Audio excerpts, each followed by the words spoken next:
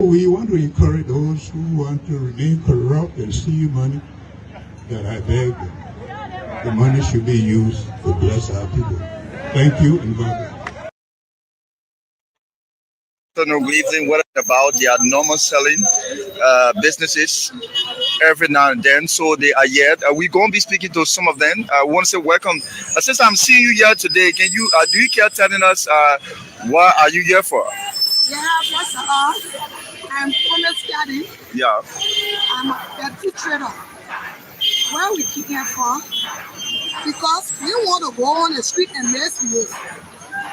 We set it on Asma Street. And at give a time we went for meeting, they called on 4 block. But now the 4 block, only 3 block setting. But we set it on Asma Street. Can you measure the 4 blocks? Kerry Street, Bessie Street, and Johnson Street, we are on the street. We met with the man the mayor there. The mayor said someone. When he asked us how we talk, we said no. We said, Mayor, we want sell. He said we can sell. So at Kimota, we were selling. But now the king they said we shouldn't sell. And we been on it for almost 1 month. And the meeting about we went to our lawmaker, which is in Maritime. We went there twice. Each time when we press, the security can say, hey here. So we came in peace to ask why they keep stopping us. For meeting with the lawmaker? Yes. They keep stopping us. We want to know. Some of us got made, they're not working at all the everything. We are building. You have to talk on behalf of us. We want to sell. Some of us are watching in school. Some of us are on the street.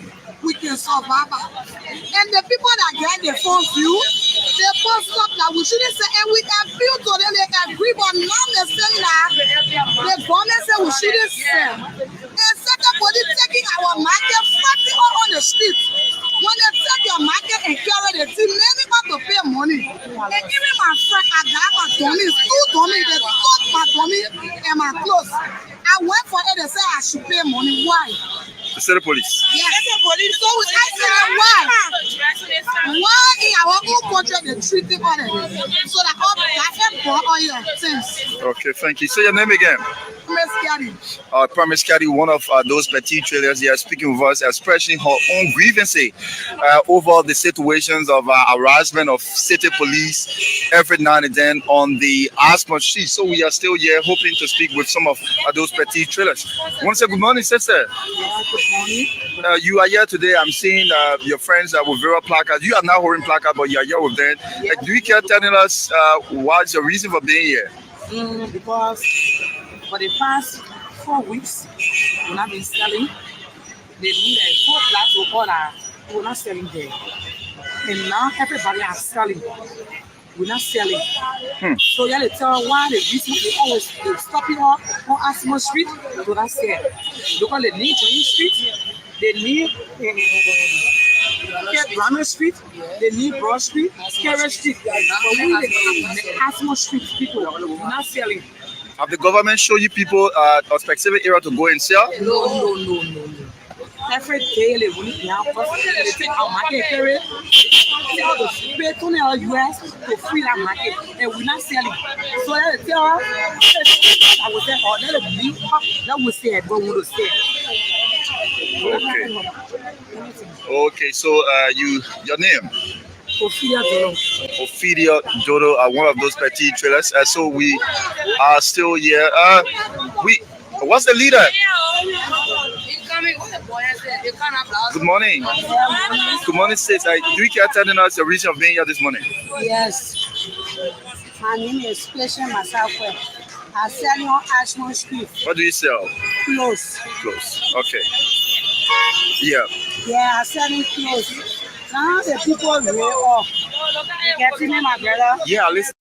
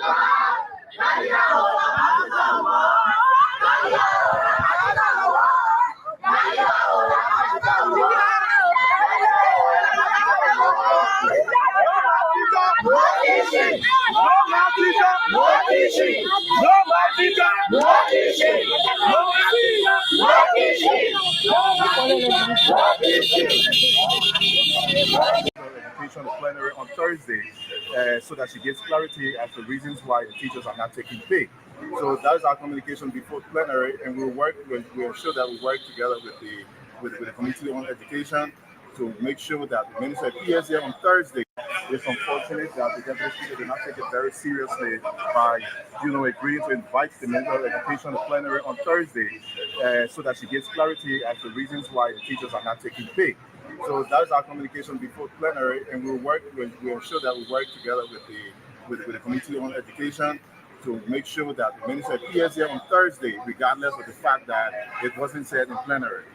So, what are some of the issues? What are they telling you when they speak to you on the program? What is the issue? It has been about 4 months now, and teachers in Maryland County have not received any salary.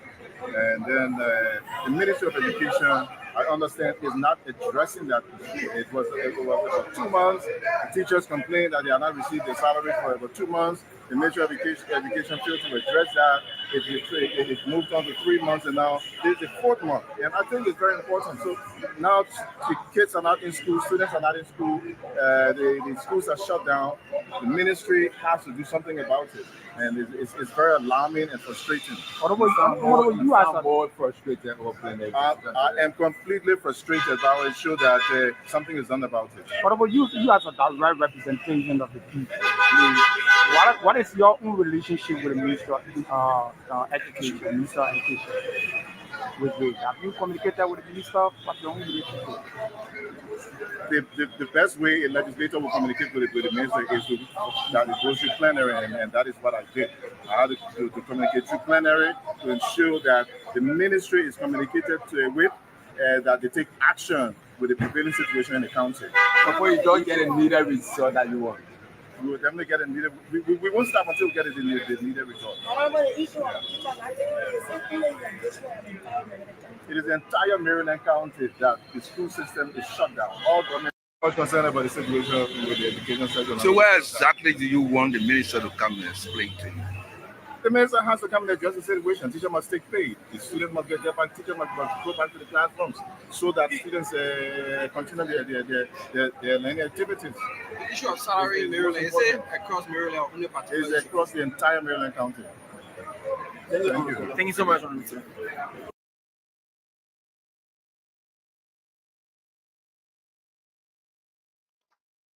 All right, so fellow Liberians, home and abroad, as usual, we just ask that you please hit for us the share button, share with friends, share with family members so that they know that we are here. Please share with friends and family members and let them be able to know that we are here. Again, we want to welcome each and every one of you. As usual, just let us know where you are joining us from, and we definitely going to give you an opportunity or going to recognize you. Yeah. So please just do us that favor. Yeah, do us that favor.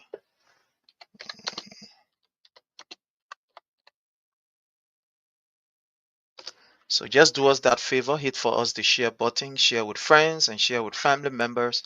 Let's bring you this as we get ready. Let's bring you this as we get ready. Bring you what we are supposed to bring you. Let's bring you something right here. Let's bring you this right here. Yeah, let's bring you this again. Hit for us the share button, please.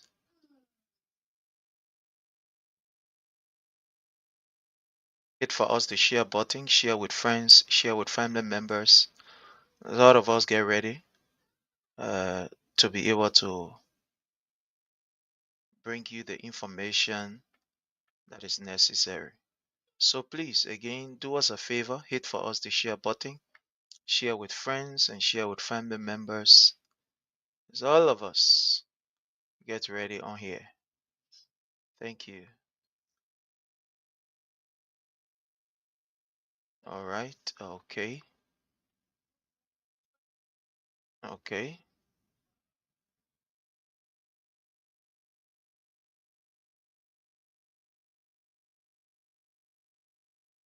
So just do us a favor, hit us the share button, share with friends and share with family members, and let's get ready as we bring you Being is that the Labron National Police came here early this morning to pull them out of the compound simply because they have been having some disagreement with the leadership that is now in charge of the I want to institution. welcome my own sister. How So are you today? You're welcome. Thank you for joining us. Because the president said no business as usual. Instead doing business as usual. Why you say that he said you appointed somebody to play at any position.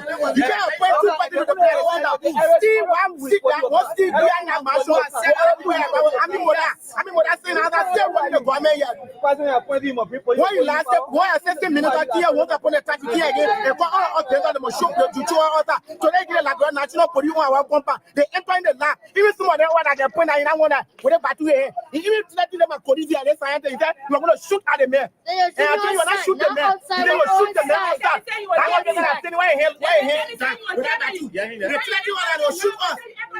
They tell you all that shoot us. They tell you shoot us. They take you all about 105 and 107. Now what they call, they tell 105, 107, send them to carry you up on the compound. They should stop all of us. When you last take off, from former minister, one acting minister, and see here for the mansion. We don't go down see here. The president no better as usual. See here, saying that in Picano, he was in Picano to look. Why were you running campaign all the work? You too stupid because we know when they're going to do whatever. Be the same thing. Now we put the president is not listening to her. We follow behind him.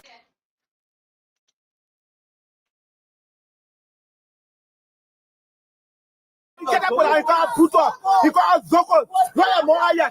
Why am I here? Some boy have two masters. Some boy have one. Some boy have one master, two BSc. We're not stupid kind of people. You can't get killed. You can't get killed. All manner people in one compound for the whole war and just be punishing and punishing because one still we are in the executive mansion and when you last for combat minister, then they want to bring one to the meeting. I heard this some of us. They want to bring one Sarah Nigerian who they get BSc. The BSc not even for him. The BSc is not for him. The BSc for somebody who he was staying with. He get a monkey go in there. He go be 50 car machine over there. A monkey man. Because I didn't library. Ryan somebody document. Ryan wants to you want to see my book document. So you earlier said that somebody was serving and the person serving a tenure position. Yeah. And the president appointed another person. You are employee. Yeah. I think one who was serving before another person be appointed. I think he should be agitating, not you as an employee. So also being in the lab doing your work. No, the reason is here because we were here with him before for 14 years. 14 years. He go there. He brought all his sisters there. He here, he was paying your work. Opportunity come for science to go back together. He said, go there. Opportunity come for together to go back together. He go there. He brought all his sisters there. He here, he was paying your work. All the government money that came right here. The president appointed here. He came with silver all the year. He came out here for 40 years. He decided now that everybody that in the deliver entity should be on a silver sound that we all should be on payroll. That's why the fighting. And then there are all of these that going on between here. That's why combat ministry fighting. I mean, what I would have told again, why you fighting? So one who feel that the right have been violated, I think the court should be the right area for them to go and seek, justice. Then being also carrying on just agitation. We on our way to the court. All right. Your name, Chief? My name is Adi Kopa. All right. I think you are getting that. Another So there's a problem here. All right, so fellow Liberians home and abroad, again, we are privileged to be on here. We want to extend our thanks and appreciation to all of you who have joined us. We want to say thank you. We want to welcome you and want to appreciate you. Thank you so very kindly for joining us. As usual, we ask that you hit for us the share button, share with friends, share with family members, and let's all of us get ready to discuss what we are supposed to discuss.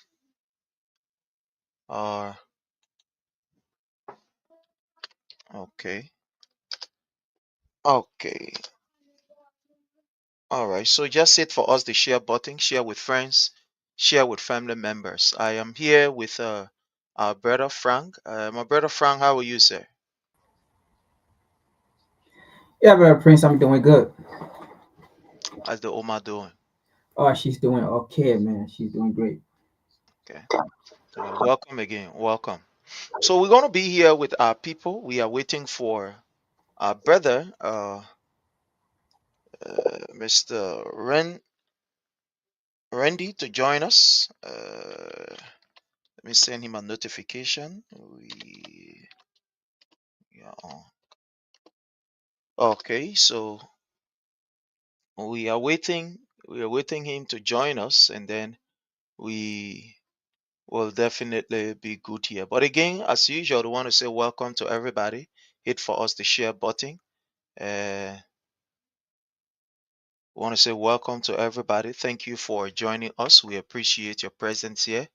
It's always a privilege for us to be on here. So today, there are a couple of issues we're going to be looking at, and because we do not have the leverage of time, we are just going to strictly begin our discussion, and then our we wait for our others to join us. We start a bit late because of circumstances beyond our control. Somebody say unforeseen circumstances cause us to start actually very very late. But I want to say all of you are welcome. All of you are welcome. We appreciate all of you, and you are all welcome. You are all welcome. Thank you for joining us.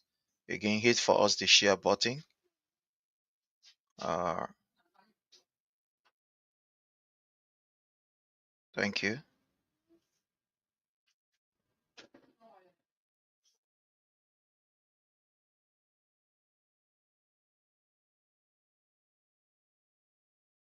Okay. All right. Okay. Thank you so much. Thank you so very kindly. All right. So again, just hit for us the share button. Share with friends. Share with family members, and let's get ready. So I play you a couple of clips, and we're going to start from the most recent one. Uh, the first clip that I played you was about students are okay watching us there from Calfee Duper Road. You are welcome. Uh, Talo, thank you so much, Talo, for joining us. Samuel, we appreciate you. We want to say you are welcome. T Mensa, thank you for joining us. Our tutor, all of you want to say thank you so very kindly. So we play you a couple of clips, and the first clip that we played you has to do with the complaint from a lawmaker about what is happening in his county. Yeah, what is happening in his county. So, we want to say welcome to our brother Eric. My brother Eric, welcome, sir. Thank you. All right. So, our brother Frank, you are here with us. Okay. Our brother Frank is here. All right. So, fellow Liberians, as usual, we ask that you hit for us the share button as we get ready to unload and bring you all of the information. So, Eric, how's your end? How's everything from your end, my brother? Well, I'm grateful for life. I'm good. I mean, we are coping or we managing along the way. We empathize with our people back home. That's what is draining us right now as I speak. Sure, sure, definitely. It's worrisome. It's Yeah, really, really worrisome. Judging from what is going on, it's just something that is so scaring. And sometimes when we talk about it, it's real. We are passionate about it because our everything is in Liberia, family, everything that we are hustle for. We just here to just see how we can be able to situate ourselves and yeah, get back home. So when we think about what is happening back home, it's scaring. Yeah, it's scary. yeah. But again, we want to say what we can do is just to keep informing our people. So, my brother Frank, what's news from your end too? What's news from your end, sir? Yeah, Brother Prince, my end is great. You know, uh, I just want to thank the Almighty God. that everything is okay, life is fun, life is beautiful, life is precious. But again, we are glad to be here to discuss what is important and to remind the Liberian people of what we have been saying over the course of the years, even before getting to this point. So it's just a reminder, to them that what we told you that was coming, this is what happening. So any other thing we can discuss it. Thank you so very kindly. While it is true that we have a lineup of discussion, but this issue has been trending, and I think it is important that we all use the next maybe 1 or 2 minutes to be able to talk about it. As we speak, the whereabouts of our president is unknown. We were told by the executive mansion that the president is going for a private visit. Judging from what is happening the world over, and what we are seeing of recent is not something that we can just overlook. The health of the president is concerning. It's something that every Liberian, we are all concerned about. And hearing that the president is going for a visit in Ghana, and we all know that the wife of the president, that is the first lady, Madam Katumu Boeka, has not really been very very well. She has not been really very well. So we are concerned, and I want us to have a take on this. What is going on that we do not know about the whereabouts of the president, and the e-mansion is not even providing you know, the Minister of State for Presidential Affairs not even providing the authentic information. So, where are we on this? I want us to use the next two minutes each and just throw light on this. And I want to start from our brother Frank. My brother Frank, we do not know the whereabouts of our president. We are concerned. What is going on? The executive mansion cannot tell us. They just telling us that where the man go on private visit. Private visit on what? We are not understanding. Let's hear from you. What is going on, sir? Thank you so much, Brother Prince.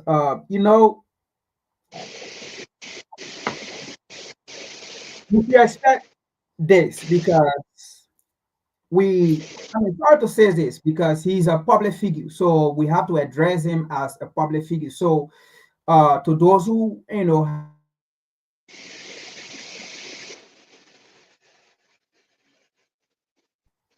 all right, sorry, my internet was kind of flat with you. Yeah, so Yeah, I'm sure. saying for those who, want to be so emotional when we're talking about um Joseph Boakai, this is not a place because he saw this and he went into it.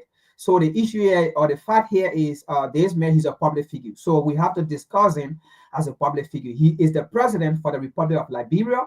So he is our private property. He is Liberia property. So we will discuss him as our property. Now, having said that, we knew this was coming, Brother Prince. You look at a disabled man, you made him a president. All right. What do you think, will come out of it? We said this.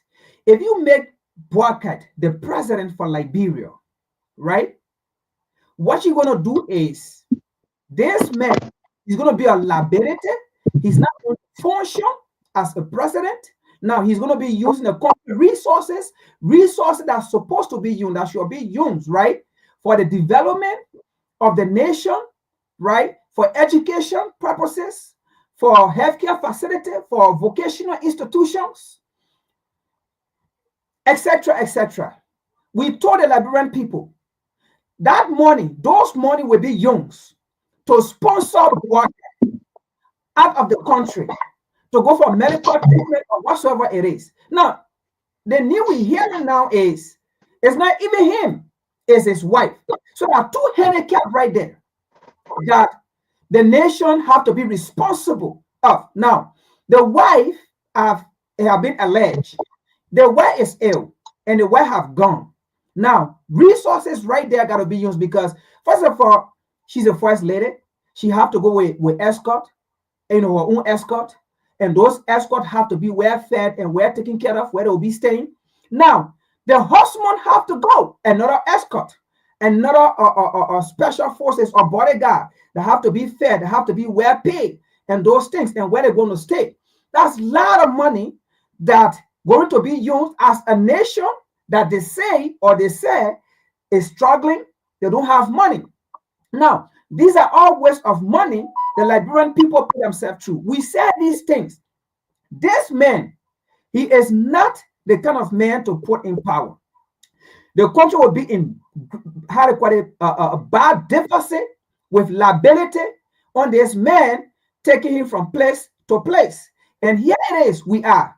This man left the country without letting anyone know. Now, where in the world a seated president and the first lady will leave the country without no account, without no explanation from the executive marshal or even from the press secretary?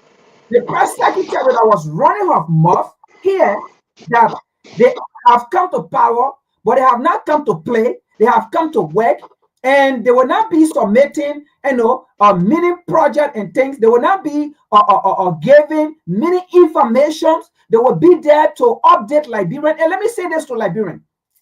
When you hear president, first of all, when you hear press, right? As I'll put it in my own way or in my own understanding for you to understand. When you hear the word press means, right, public or educator platform, right, to educate the people. Like, for example, those are the people that being the president or government official in the country, right? Those are the people called press, right? So PRESS. And the president is also PRES, right? It's the same press. So it means the president, right? You are there to inform the people of Liberia or the people of your country. You are there to educate the Liberian people. That is why they make you a press. That is why they make you the president. You are not there to hide anything. You are there to give every information to the Liberian people, especially when it comes to any health-related issue or when it comes to you traveling, leaving the country. Because you live in the country, who are you living the country with? There should be, how they call it, mandate behind that way. The president is traveling. I said last time when President we are travel, each time he travel, you will see the next person in command leaving the country, and the next person in command will be there. You see the next person in command taking the plight of the office, right? Because make sure Liberian people are protected. But here is a man that left overnight. No one knows where he has been, or no one knows where he is right now. And the country in this kind of economic situation, in a kind of where in the first place you have the three branches of government going knock head. The executive can respect the judiciary can respect the legislature. So no sponsoring of the government in the country. Everyone just doing their own thing now. The president is not even there, but the speaker of the house is expiring or transferring people. Not on the mandate of the president. The president is not there. And the speaker doing his own thing, or not even the speaker. Sorry to say this. Deputy speaker. Yeah, let me be specific. Deputy speaker, on the other hand, they say they are regime speaker. Offending people in a country without even the president. We said these things. You put President Walker or you made this man president. He will not be the one to rule the country. He will not be the one to rule the country. There will be people who will be leading behind. And this is the kind of era we have found ourselves at 60 years. We want to be with our president. Thank you so much, my brother. Let's get to our brother Wilmot. My brother Wilmot, you are welcome. Welcome, sir. Yes, salute to you. Salute to everybody. Yeah. Prince, salute to everybody. Thank you. The president is out. From information that we have gathered, the first lady is not well, and she's in Ghana, and he has traveled there. How sure are we whether it is not he himself who is also not well, and they flew him, to Ghana because of recent. We know that his health has not been so very excellent. But where are we? The president, we don't know where he is, even though we are just saying he's in Ghana, here, there. The Secretary of State say, oh, yeah, he's there. But is it something that we should be concerned about? Let's hear from you as it relates to the president whereabouts. Yeah, Prince, this is very serious because it's the first family. They are the number one family in the Republic of Liberia. This matter what, no matter what, you hate them or not, they call it state of state. They are the first family, every part of the world, every first family. Everybody knows she's been sick for a while. She left the country. Probably it's serious now. That while probably they made the president to fly overnight, and lately they decided to a lot of press people went behind the scene because when you fly out of the country, it will not be in Harlem. You fly through the RIA. So probably a lot of people working there. Some of them now, some of them now unity, but not the whole now unity party working at the airport. That a bunch of people that are affiliated with different political party, they got their own interest. But it's just not a surprise thing. I don't know why I don't know why they're pressing Monrovia or everybody shaking on this situation yet. But when the people were in opposition, they were hiding Joseph Boakai. They were hiding the president. They ran with propaganda too. Or when you visiting America, they would do. You saw that thing that went wild on social media. So now the government now is for me not a surprise. You'll get more to see. Seriously, you'll get more to see. Similar thing that they prince. Similar thing that they happen in America. You all live there on a Joe Biden. Every on a Joe Biden, he couldn't attend press, no briefing, no interview, nothing. The Democrat were hollering. They had Joe Boakai, Joseph and Biden, they hired him for many, many years until that debate came, until Trump demolishing. That's how everybody knew, and then now they overthrew the Democrat playing at the coup. Similar thing that they can happen in Liberia. We all know Prince is not a strange thing. So Kula for Fana, all the people with the executive branch of government, they will still be hiding everything from the Liberian people because they came to power through lies and propaganda. And now the propaganda not working anymore because why? They govern the nation. As you govern the nation, people will see your blueprint. People will see everything you're doing. You cannot lie. You cannot, even you pay propaganda, you pay your propagandists whatsoever money, they can never subdue the opposition because you know why you're ruling. If you're in opposition, you can lie because you won't come back to power. You won't come to power. But if you govern, we say you build a hand pump here, they will see it. They will see that you build a hand pump. When you say I do the other project, they will know it. But for now, there's not a strange thing to the Liberian people. So they will have that precedent. When we said it, we said it over and over in this country. The president not in total control. He's not in total control. This can happen to anybody as you reach that age. As you reach that age, health problem can come about, things can come about. So that's why the Unity Party people, that's why the Liberian people choose. People can say, oh, that the Liberian people voted the Unity Party in. Me, I can say no. It's another debate. I put all the blame on Prince Yellow Johnson. If they never intimidated people and saw that election in my country, probably now it's a different ball game now because he was vindicated. He had grudge for the former president. He was greeted. Yellow Johnson was greeted. So he threw the towel on the other side. And today we see the result. We're seeing the result today. So Prince and another strange thing, you will get more things will happen. Even if the president go for medical reason, somewhere they will say hardy. They will hardy, they will lie, they will tell people the story. So for me, there's not a strange thing. So as people say that they are the first family, probably the president going to his wife to go to the bedside whatsoever to comfort her. So, but the mistake they made, they should inform the Liberian people that why the Liberian people have problem and this different story coming on in Liberia. Thank you so very kindly. Let's get to our brother Eric. My brother Eric, this is concerning. The president of the Republic of Liberia is nowhere to be found. We were told that he's gone on a private visit. With the news that is emerging is scary. There are information coming in that he's not well. He has not been doing too great. His wife has been out. The first lady has been out for almost about pretty close to a month or so. And we don't know what is going on. The first family right now, we don't know. Is this something that we should be concerned about? Or as usual, just take the propaganda coming from Kula Fofana and just say, well, let's leave it as it is. What is your concern, sir? Let's hear from you. We want to welcome our brother James Biocrinto. You are welcome, sir. Thank you for joining us. Thank you. Let's hear from you, my brother Eric. Yeah, Prince. Let me join you to say welcome to Brother James. This is a very serious issue, and you ask if it is something we should be concerned about. We should actually be concerned about this. If you recall, I broke this story early this morning about the president absent from the country, the diaspora alike. I got an intel from the executive mansion that the president left the country midnight on Thursday. The intent was for the president to have, gone secretly to meet his wife in Ghana, who has been in Ghana for weeks. She's at the military hospital in Accra. She's been admitted for weeks. She's ill, terminally ill. So the plan was fly Bwaka in private jet overnight on Thursday night. By Friday morning, and, he's back in the country.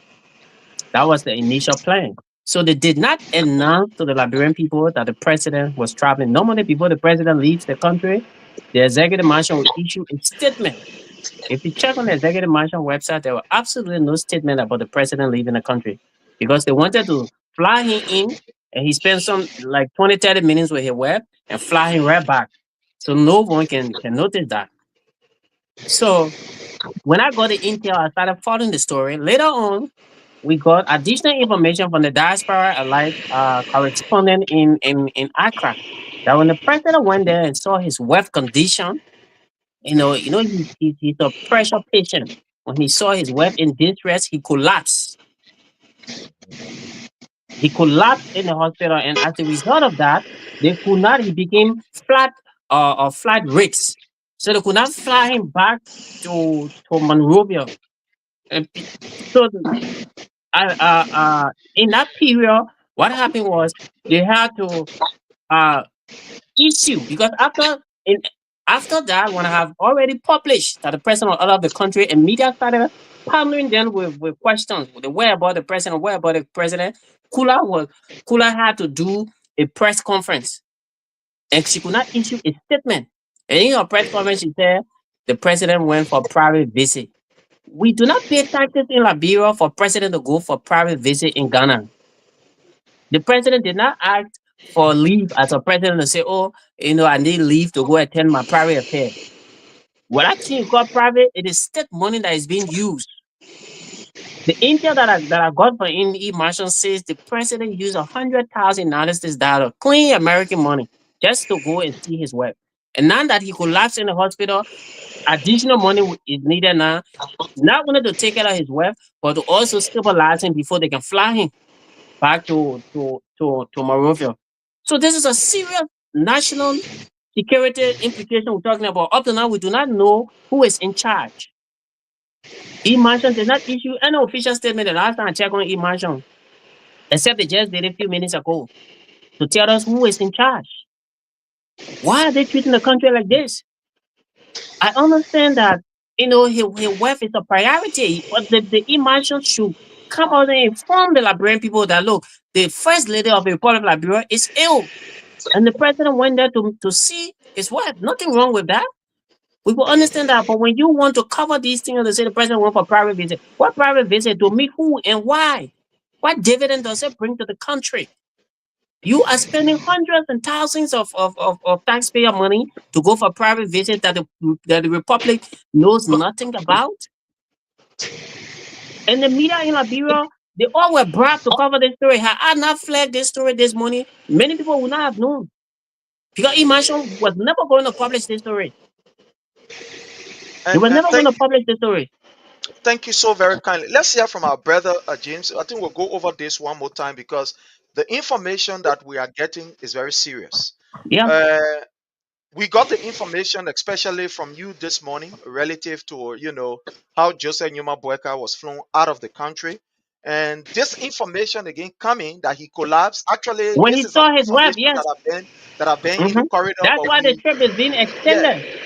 definitely we've Yeah. been Now they talking. saying he coming People have on. been talking about Yeah. it, Yeah. and it's very serious that he has collapsed. It's something that Liberians, it's something that is very serious. It's something that Yeah. Liberians take very serious. For the Mhm. president of our republic, because as I speak now, Mhm. there is a serious right now. There is a serious concern, even in Yeah. Ghana.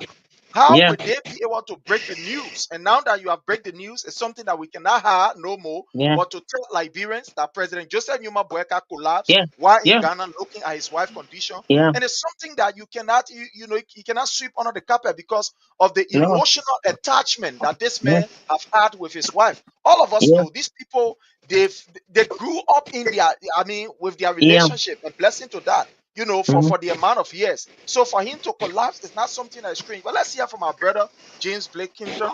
My brother Clinton, the well about of our president and what we are hearing, it is scary. It's something that we cannot overlook. Let's hear from you, sir. What is your own take, sir?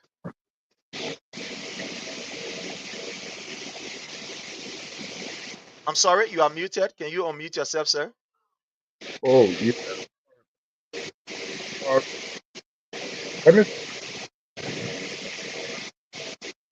thank I'm sorry, you are coming in broken. We are not getting you. you. Yeah, Yeah, but he can go come back. no, Is it good you now? can. Okay, yeah. I think you're Yeah, good now. Yeah. Yeah. So are you getting me now? Yeah, we are yeah. getting you now. Now you are loud and clear. Thank you. Thank you. So I said, like I said earlier, thank you so much for having me. The work that you do in informing the Liberian what is unfolding now, especially diaspora Nigerians. And my brother Eric says I've been doing a great job with the diaspora life in I've been receiving a lot of just It's like you are coming in broken. The wordings is like you are breaking in. What coming? I don't know what is going Yeah, on. and I think somebody should mute themselves. I think our brother Wemo, please mute yourself if you're not speaking. We're getting feedback, yeah. feedback. Am I clear now? Am I clear now? Okay. Thank you so much. So, you know, Mr. Sharif, the issue that has to do with Joseph Newman Boakai and his government, from the onset of this government, the government in Liberia, then it has been characterized by deception, lies, you know, and that's what they have been, giving the Liberian people throughout, since the presidency, ascendancy of Joseph Newman Boakai to the presidency. So this is not strange to us. I heard that his wife is terminally ill. Like I said, I read that on the Diaspora Live platform. Thanks to Eric and his team, for informing us about these issues. But the president of the Republic of Liberia is that a property to the Liberian people once you occupy that office. So the Liberian people should be aware about whatever trip that you are making out of the country. Liberians should be informed that the president is going this place. That's why someone said that there is nothing like private. I think it was General Carlos Gray. I listened to him on the spoon talk or so. He said there is nothing like private visit of a president or so to another country.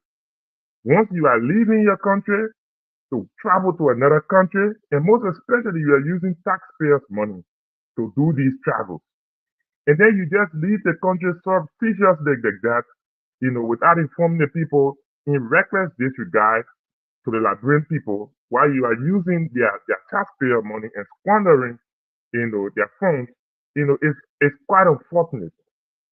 I'm not surprised, but I'm disappointed, in the way in which Joseph Newman Boakai and his people are running Liberia. Yeah, it has to do with illness, so we can say to let's say the first lady, we wish her speedy recovery. But there is nothing, like my brother said, there is nothing in if you are going to see your wife, in informing the Liberian people that the first lady is sick and the president is making an official visit, to see her, in Ghana or so in neighboring Ghana. But then you're using taxpayer money, as I said earlier on, since this president came to power. He has been using private jets even for domestic travels. Recently, he was in Foya. He had to get in a private jet from Monrovia to go Foya. What kind of waste is that? Why are you wasting Liberian people taxpayer dollars? You know, and then there are a lot of things that have been happening, in the country. Like on your platform here, or on the Power Hub, you have been flirting some of these things, and the government through the press secretary or what have you, what's her name, Kula for Finance, she's being paid to lie. So whatever she says is just to cover up, those kinds of activities of the president and all of that. But sometimes the information is already in the public. Like once we have people like diaspora and lie around and Mr. Sharif who can fetch out the information and give it to the public, we will still get the actual story. why the president of the Republic of Liberia left the country sort of secretly overnight to travel to Ghana. So at least we know now that he did not go there on the so-called private visit, as was said by the press secretary or who, he did not go there for that, but he went there to see his wife who is terminally ill, which, as I said, and I will restate that it is not a problem for the president to be sick. That is the natural occurrence, right? But then be fair and honest with the Liberian people.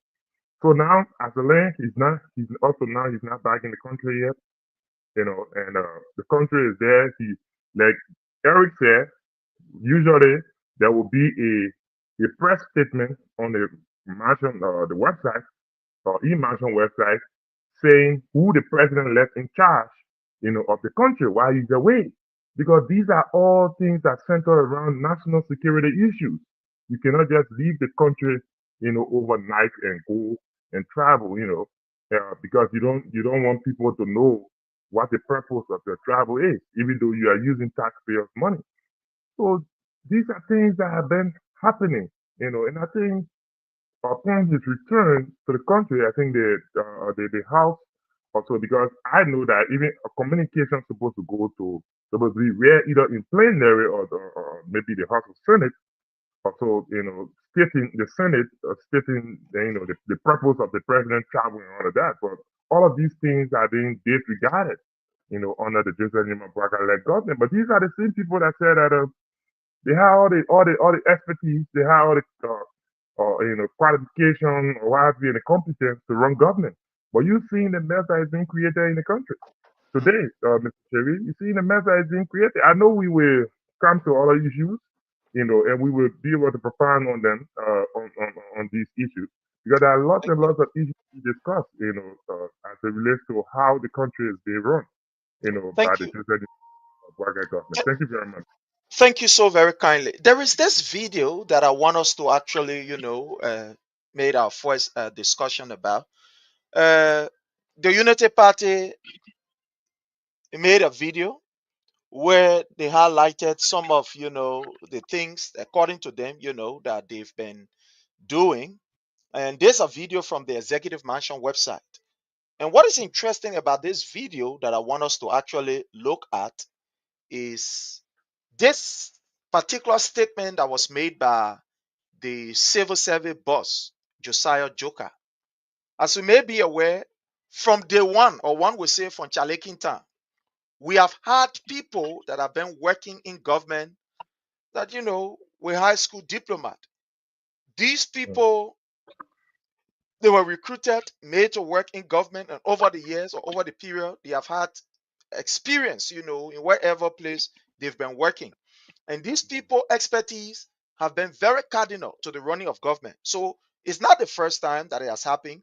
Even here in the US where we find ourselves, there are institutions that will employ you even if you do not have a degree. In fact, now what most institution is doing now is bringing people on board, giving people the opportunity who do not have degree. They will bring you on the job, and the job will provide an opportunity for you where at least you will be able to, grow up on the job, or they will give you an opportunity to learn. So you can even have a high school diplomat, they will employ you and start to train you. So when you leave the job, you become a professional, a full skill professional on that particular area. So they are not kicking away people who are not, a high school graduate, even people without maybe a high school. Here in the United States, they provide an opportunity or give you that particular privilege where you can come on the job and you will learn on the job. They will train you, give you an opportunity, and at the end of the day, you'll be an expert. Like for example, most of our brothers, that are coming. There are some people here who did not graduate from high school and they are working in the health care, service, and they are doing exceptionally well here. But I want us to listen to the civil service boss of the disrespect that he showed to people who have the expertise and experience, and to the extent that he even threatened people. I mean, civil servants that do not have high school documents or maybe that are not skilled. But let's listen to him. I want all of us to listen, and I will ask you, and you have your take on this. Let's just listen, please, to this. Please tell us if the volume, if you are hearing it. Is it playing now? Yeah. I'm not hearing it though. Is the are we getting the volume? Is the volume? No, very low. Yeah. Let me see. Let me take this from here and let me put it somewhere else. Yeah, let me put it somewhere else so that we can have it here. Let me put it, just bear with me. Let me put it somewhere here. And let me see. Save page as okay. Let me put it to video here. Just bear with me. Let me put it right to the video here, and then we will be able to do what we're supposed to do. I'm sorry. I am very, very sorry. Sometimes it's not easy, when we're doing everything, we are presenting at the same time producing. So sometimes it becomes difficult, but no problem. We will get it right and we'll get it done. So while we go ahead, let's just welcome our own brother, Rennie Dapo. How are you, sir? Welcome, sir. Yeah, hi there to everyone. Thank you guys so much for inviting me, Prince. You're welcome. You're welcome. Okay, so let's see. I want to bring this video here, and I'm going to play it from here directly, from the place here directly. Sorry. Oreni, again, welcome. Let's hear from you. How's your end? How's everything? How are you doing, sir? Well, it's been a great week. Right now, I'm coming out of the reality world and coming into the post 19th century world. And because when I look at Liberia, I don't see Liberia to be a country of reality. We get existing here because God has given all the breath to be here. But when you look at the years that we are existed, there's no change. The child who is 2 years old today, 20 years from now, at age 22, we still see what we are seeing. And we were not seeing the thing when we were not born, but we're seeing it today. But it is good to have this conversation as we transition from one generation to another. We see young generation coming and seeing what we are seeing. So it is what it is, Prince. And thank you so much for asking. All right. Thank you so very kindly again. It's always a privilege and a very wonderful moment to have you here, and we are grateful. So let's go to this video as we play it. That is our very first topic for discussion that has to do with the statement made by the civil service boss. I think we have it here now. Yeah, sorry, we got to do so many things, here. Here, sometimes we got to present and at the same time produce. So please bear with me. Let me just get this done. Okay, now we are here. Yeah, we are here now, and then we can bring you what we are supposed to bring you. Okay, so we are here now, and I want you to listen to the civil service boss, what he said concerning Liberians, and we can Institute diploma. Service reform initiatives successfully regularized please, if employee you are getting the status sound, you can just and let me know. I reduced show the sound is okay now. Yeah, it's okay now. We have settled that. Okay.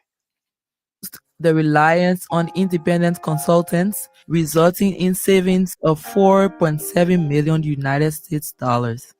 This reform led to a notable increase in female representation, raising the percentage of women in ministerial positions to 39%, enhancing gender diversity and inclusion in leadership roles.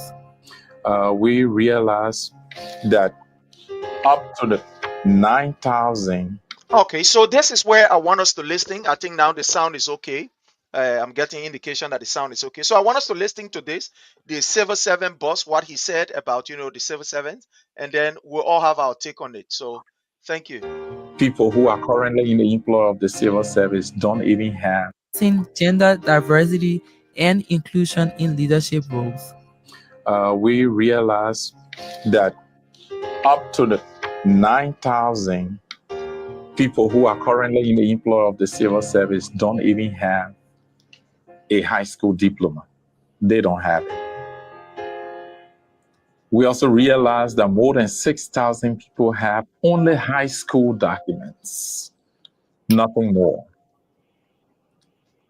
That is concerning. And so this system we've put in place is going to streamline the recruitment process to make sure that only professionals are brought into the civil service. So if you're a high school graduate, you're not going to be thinking about coming to the civil service anymore because you're not going to pass the test. No matter any position you want to take the test for, because it's for people with the experience, the knowledge, the education. Now, I think we're all listening to this. I just want to play again for us. Is the sound okay? Are we getting the sound? Is the sound okay? All right, fine. Okay, so we are saying the sound is okay. So let's just play it for the second time. It's just a few minute clip. We just want to play it. Yeah, listen keenly. To the 9 led to a notable increase in female representation, raising the percentage of women in ministerial positions to 39%, enhancing gender diversity and inclusion in leadership roles. we realized that up to the 9,000 people who are currently in the employ of the civil service don't even have a high school diploma. They don't have it. We also realized that more than 6,000 people have only high school documents, nothing more. That is concerning.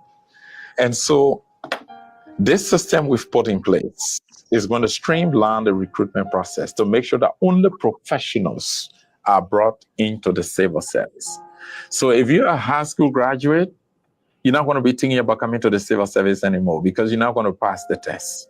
No matter any position you want to take the test for, because it's for people with the experience, the knowledge, the education. Yes, you will have to first. Now, I want to stop it right here, and I want to go to our brother, J. Randy Dapo. My brother Randy Dapo, we're listening to the civil servant boss.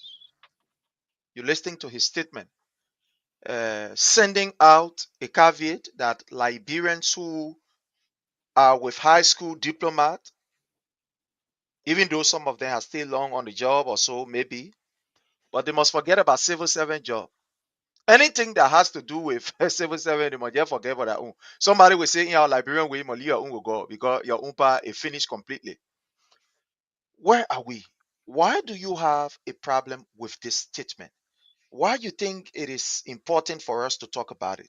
Don't you think that it is the right thing? People who with high school diploma, like you said, about 6,000 plus people with just high school diploma. So that you forget about coming to government. You have about 9,000 plus people, who just have, maybe one would say, some kind of different people. So their own, they should forget about coming to government. What is your own take about the statement of the civil servant boss? Let's hear from you, sir. Well, Prince, thank you. I think listening to him, it kind of speak to the fact that he comes to this position with a huge liability, lacking what I would describe as people management. He does not have people management because the civil servants, as you listen to it, the civil society, the civil servants, those are people who are part of the fourth estate. Those are Liberian citizens.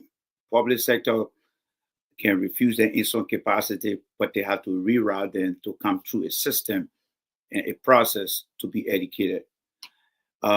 The civil service society was established to ensure that people who want to provide services, because the government operate on the principle of services and other goods and rule of law that it provides to the people of Liberia. But what I wanted to bring to your audience attention here is the description he used, where he said, and if I quote him right, we wouldn't want professional people with the academics and the knowledge. Let's pause there. Knowledge is not gained academically alone. Knowledge can be gained from what you do. And if Prince Sherry had been working wherever he worked for over the last 10 years, he may not have the academic knowledge, but he has the skill knowledge of how the job works. And that's why usually in the United States here, people don't hire you based on your academic alone. When they call you in for a job interview, they are asking you, tell us why you want the job. The language you're going to speak is going to come from your background as to how well you understand the jargon of the job. So I would like to understand from him when he says, we need professional people with academic and with knowledge. There are a lot of people who got knowledge in this place here. Another thing too I want to bring to you too is his lack of creativity to re-engineer the mind of those. The first thing here is he provided what I would describe as facts knowledge. He acknowledged the fact that there are 9,000 people who've been in the civil service capacity. Now, I want everyone to understand when he talks about the civil service, it's not just within the CSA, it's within the entire government structure. People who work at JFK, NPA, all the other areas, because they go through that process and then they cascade them into different departments. So these people, according to them, according to his statistics, there are 9,000 without high school credential. But in my opinion, based on the number of years they've been there, they have the skills and the knowledge in doing that job. Now, we come to the high school. He identified that as 6,000 people. Now, what are you looking at if you measure your evaluation of these people and feel that the people don't have skill? How do you grandfather these people in? All right. He's not telling you how you're going to grandfather these people in by either enhancing their skills. And that is called growing their skill, becoming mentor to them. That's how you do it. And because the people who come in from the professional, academic experience is not a total qualification for a job. You have to have the experiential skills. Like I always tell people on my show, I have all the degrees. Well, I don't show my degree. I put my degree on my chest. No, I speak about my experience. So he is in error. But he acknowledged the fact that there are people who need to be upgraded. Well, he didn't address that. What he decided to do is what we call policy shift. He's shifting the policies to only focus on professional people as he described it. But in itself is discriminatory and is what we call prejudice in nature. It's called prejudice and indicators. He is telling you that whether you came from a society or a community or a family that were never opportune to go to college, you are not part of the CSA recruitment under my policy. What he also do is deny people of the opportunity to grow in their society. People who voted for the Unity Party that don't have the education, they knew that there was something for them. He did that. And then on the international scheme, he violated what we call the principle of equal employment. He violated that principle. The principle of equal employment speak about hiring everyone that come through that system, the civil service provider. So the impact you're going to have here, Prince, is marginalizing our people. So if you in Liberia, listen to me, and you don't have the education, that policy will marginalize you. But yes, a legal content here. Can we visit the legislation that created the CSA? Did it say that only professional people? If the CSA legislation, the law that created the CSA, if they say no, then you have to go to the Supreme Court to ask for that policy to be removed. We will definitely come back to you. This is very serious because, like you said, is discriminatory in nature. It's very serious. Taking into consideration how, yeah. Let me go because my budget. Let me talk right. Okay. after let me to go ahead a little bit before my budget getting low. All right. Okay. Go ahead, sir. Go ahead. You have the stage. Go ahead. Okay, brother Dablo polishing. Let me say something here. It's a mere arrogant. Everybody knows who Josiah. Everybody know that particular person is a propagandist. Everybody know his story. He's very, very arrogant. When he said they can take them to the Supreme Court, they will lose millions of dollars. He don't even read. He don't even. That's the fact. The guys that came with propaganda today, they choose their own position. They get no experience in that land. He get one experience.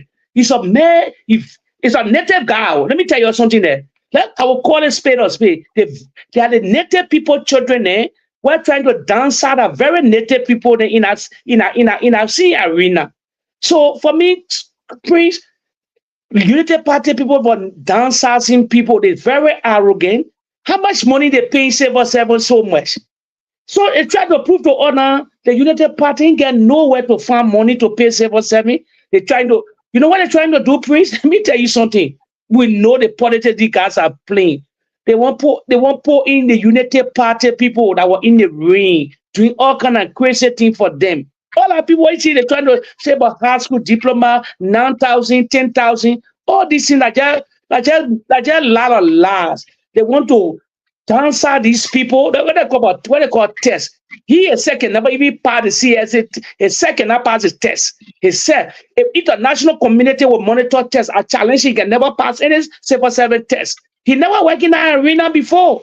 He never. He was a propagandist. Heavy propagandist. All of them came to power today. They choose their own position.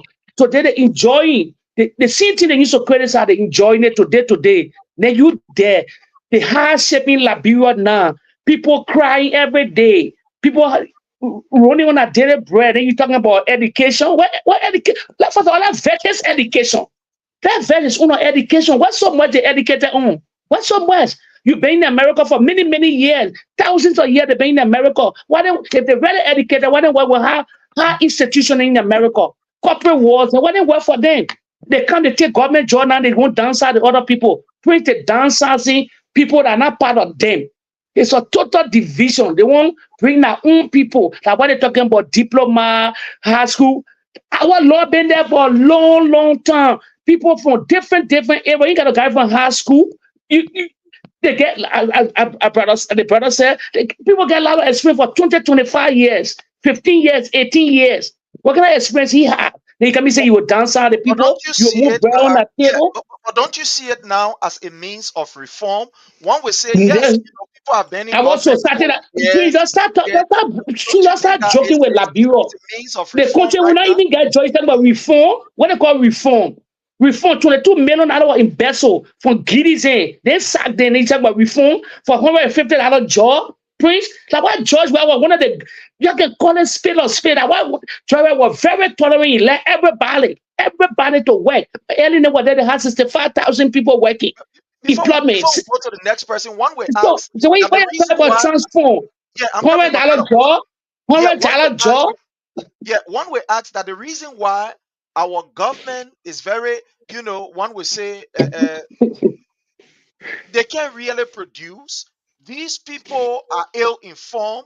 One of the reasons why they cannot even live up to their own status when they are given position is because most people are not qualified. That's why government is not producing what they're supposed to produce. What say you? They don't need qualification. Say, my brother said it. They bring that brother. So if you're not educated now, if you're not educated, if you get a lot of experience and things, you'll not get a job in the country. What's in so much? 5 million people. We even get 80,000 employees in the whole Republic of Liberia. Then you're talking about people who are making $100, $75, then $80, then $90, then when they finish calling taxes and things. Josiah Joker's a joker. Let me tell you, they must start playing with other people's life because they've got to get lucrative job. That children in the West. That children in the West going to Google school. How you taking? It's a shame on him to even say this kind of thing for test for $100 job. It's a shame on the unit. A Braga here, a Braga name for sign here, the thing. I swear they could suspend Josiah Joker. I know they get a general as King Joseph Braga. Thank you so very kindly. Let's get to our brother Frank. My brother Frank, you listening to Josiah Joker. What is your own issue? This man is talking about reform. He wants for government productivity, to affect the lives of everybody. You can have people, according to him, he said, almost you have about 9,000 people without any high school diploma. And remember that these people have been working in government since, for the past, under Madam Ellen Johnson Sirleaf, under the Weir-led administration, Madam Ellen Johnson Sirleaf 210, and now, but he's saying that there is a need for reform, and these people, they will never find their way back in government. What say you? Let's hear from you, sir. Thank you so much, Brother Prince. I'm going to go a little bit into history, right? But before I get into that history, there are some things I do here to build my thesis up. Now, what Josiah was saying down there, right, and what I got from there, he came up with some number. He came out with 8. Now, those figures and those percentage, they brought those figures and the percentage, right, to make Liberia to think that because they talk about numbers, so they are right. They talk about figure, they talk about percentage, so they are right. But what I want to get here is there was no graph, there was no data. They spoke without no evidence. Now, they said through the revision of the civil service, they was able to save $4.7 million. Now, again, they did not show our graph. How did they raise our money? How they was able to save that $4.7 million? They came out with their figure. Again, they never told us where they're going to spend our money. All right. Now, another thing they said there was, and because they had a revision of the civil servant, they were able to retain or hire more female 39%. So if 39% is granted, somebody should be happy with yourself. Yeah, we can please mute ourselves if we are not talking, please. Yeah, thank you. Okay, thank you. Go ahead, sir. All Go right, ahead. so 39% female, retained within the civil service. Now, they said this 39%, right, to make it seems that they have more female employed because female when they become emotional, the men will follow. But again, there's no data that will show to us that when we go, we're going to find there's numbers. There's number of female that are working. They did not show our data. They just came out. They work. Now, again, he also said, I think we really talk about it. 9,000 people that they was able to figure out. Out of that 9,000 people, let's say about 9,000 people do not have high school or diploma. Yeah. Now, again, how did they come about that? Now, there's 9,000 people. They never told us out of these 9,000, how many of them have been there working there for 10 years, 15 years, 20 years? Because I believe if you have been working out of this 9,000, you've been working over there for 10, 15 years, there is no way they should take you from that job because you already know that job. There's no way they should take you from there. Now, he also said out of the 9,000, about 6,000 have only about 6,000 or only 6,000 have high school certificate or document. More, yeah. Yeah. So how did they come about that again? Did they go in a database to see that only not 6,000 or more have high school or certificate or whatsoever? They did not show us that database. They did not show us that graph and those things. Again, my last point before I go into history. He said, after all this, because he's bringing out his thesis to convince Liberian people that these guys they are working because they did an investigation. After all this, and then he said, due to this, we want to bring in qualified people who are well educated, who are experienced. And then he said, if you are a high school graduate, you will never take the test because you will not pass. How will you say a high school graduate will not pass? How do you know that? Do you know the IQ of the high school graduate?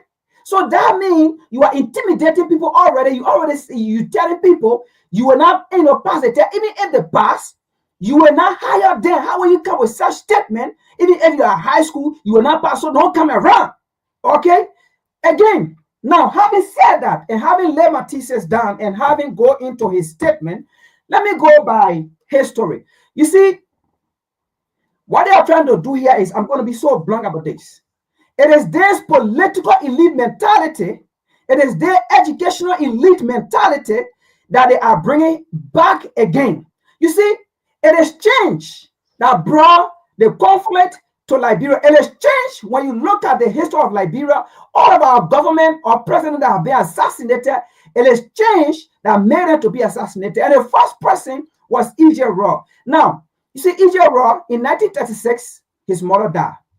1940, his father died. And not 1836, sorry, 1836, his father died. 1840, his mom died. 1846, he migrated to Liberia. And the reason why I'm saying this, he was one of the men that did not come with the so-called or how they call it, 18 or 22 or American Colonization Society. That so-called thing there. He was one of the men that migrated by himself along with Arthur Barkley. But let me get to E.J. Raw. So in 1946, he decided that America was not good for him. America was not a place to be. He migrated to Liberia. And when he migrated to Liberia after, I think 3 years or so, 1949 or after a couple of years, 1949, he got a position as a rep in a house, right? And then he became the Speaker of the House, 1949. Let's say 1846. I keep 1849. I keep saying 19. Now, and then 1865, right? He became the Chief Justice. Now, from the Chief Justice, and then 1870 to 1871, he became the president. Now, when he became the president, I'm just running over it because of time. When he Yeah, became sure. the Because president, you have 1 minute now, so we yeah, can get yeah, on. yeah. Yeah, I'll get that 1 minute. When he became the president, he decided to change because there are some things that he saw in Liberia, the injustices against the native, against the uneducated people, against the common people. He decided to change that country. So what he did, he went out, got money, wanted to open the country, wanted to bring in a native man. They said this man, because he did not come with the ship, he did not come with the ACS, he did not come with the so-called American Liberian. They went ahead, they killed him. It was not a native man, it was a slave master and a slave that went and killed this man. Now, Tobacco King, he wanted to do the same change again. They said he did not understand the language of the American Liberian. He wanted to bring in native people. They went ahead, they killed him because Toba was coming to give opportunity to the native man children, so that they can learn and also compete with the political or the educational elite. They killed him. Then when Dawkins, he decided to change to do what Toba was doing and what Ijero wanted to do. They also went, they killed Doe. Now, I'm just saying these things. When came, he wanted to give that same opportunity to the same native man when he said, you should not become a spectator in your country.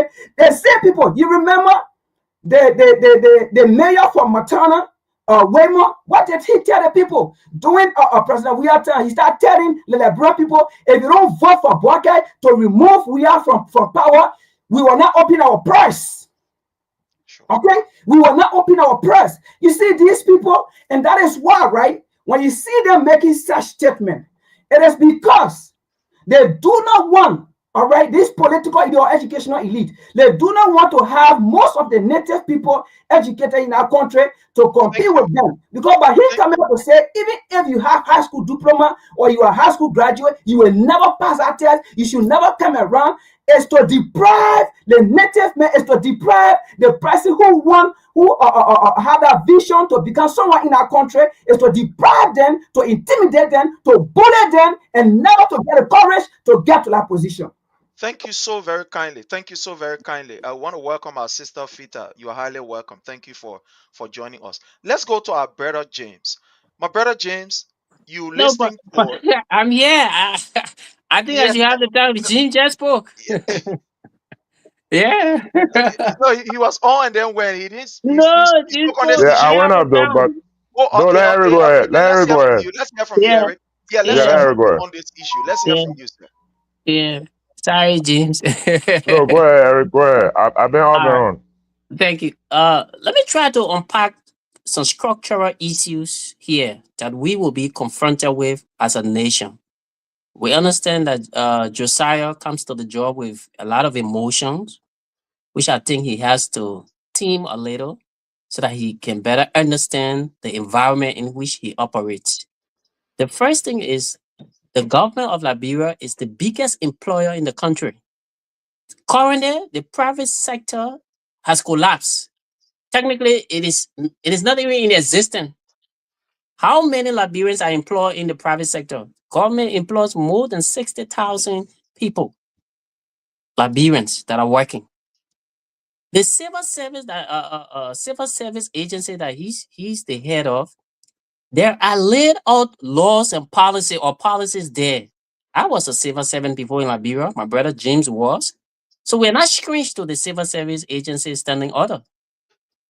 The rules are clear or the laws are clear. What constitute or the educational requirement? It says you should be a high school graduate. That's what it says. How those 9,000 people got in the system, it is the failure of the civil service agency, not the people who are employed.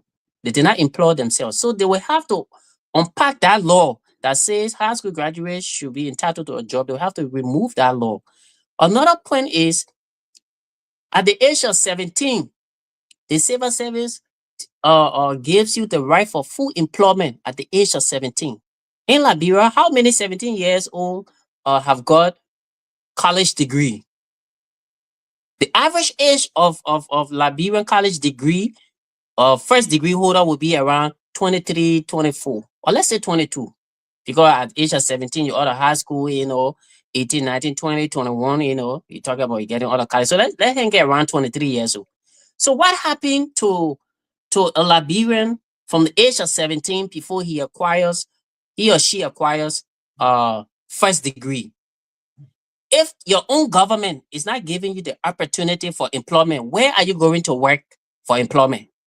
So do you know the economic risks, I mean the security risks that portion of Liberians who are employed pose to the stability of our country?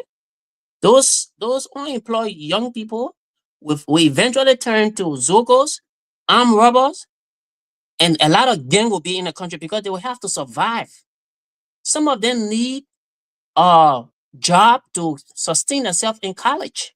You can go to college and you don't have anything. Most of the people are self-reared. They don't have parents that are supporting them. So the civil service was serving as that hope for them to hang on. Now he's saying, no, currently, does this government run any cadet program to train? Who do he say as soon as you get college degree, you're automatically professional? Where in the world that comes from? You're not professional because you have a first degree. That's not how people become professional. You become professional from both your academic qualification and that of your job experience. There where competence comes in. The Joga man who says he had PhD, I listen to him, his English is even horrible. I challenge that man, but the man that's saying do not even have. What kind of man with PhD English horrible that I? And he on state radio saying no kinds of thing. And he's the one bullying people for academic credential. Can he sit and pass 101 English?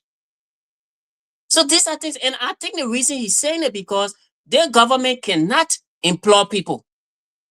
Currently, what is the bare minimum pay for civil servants?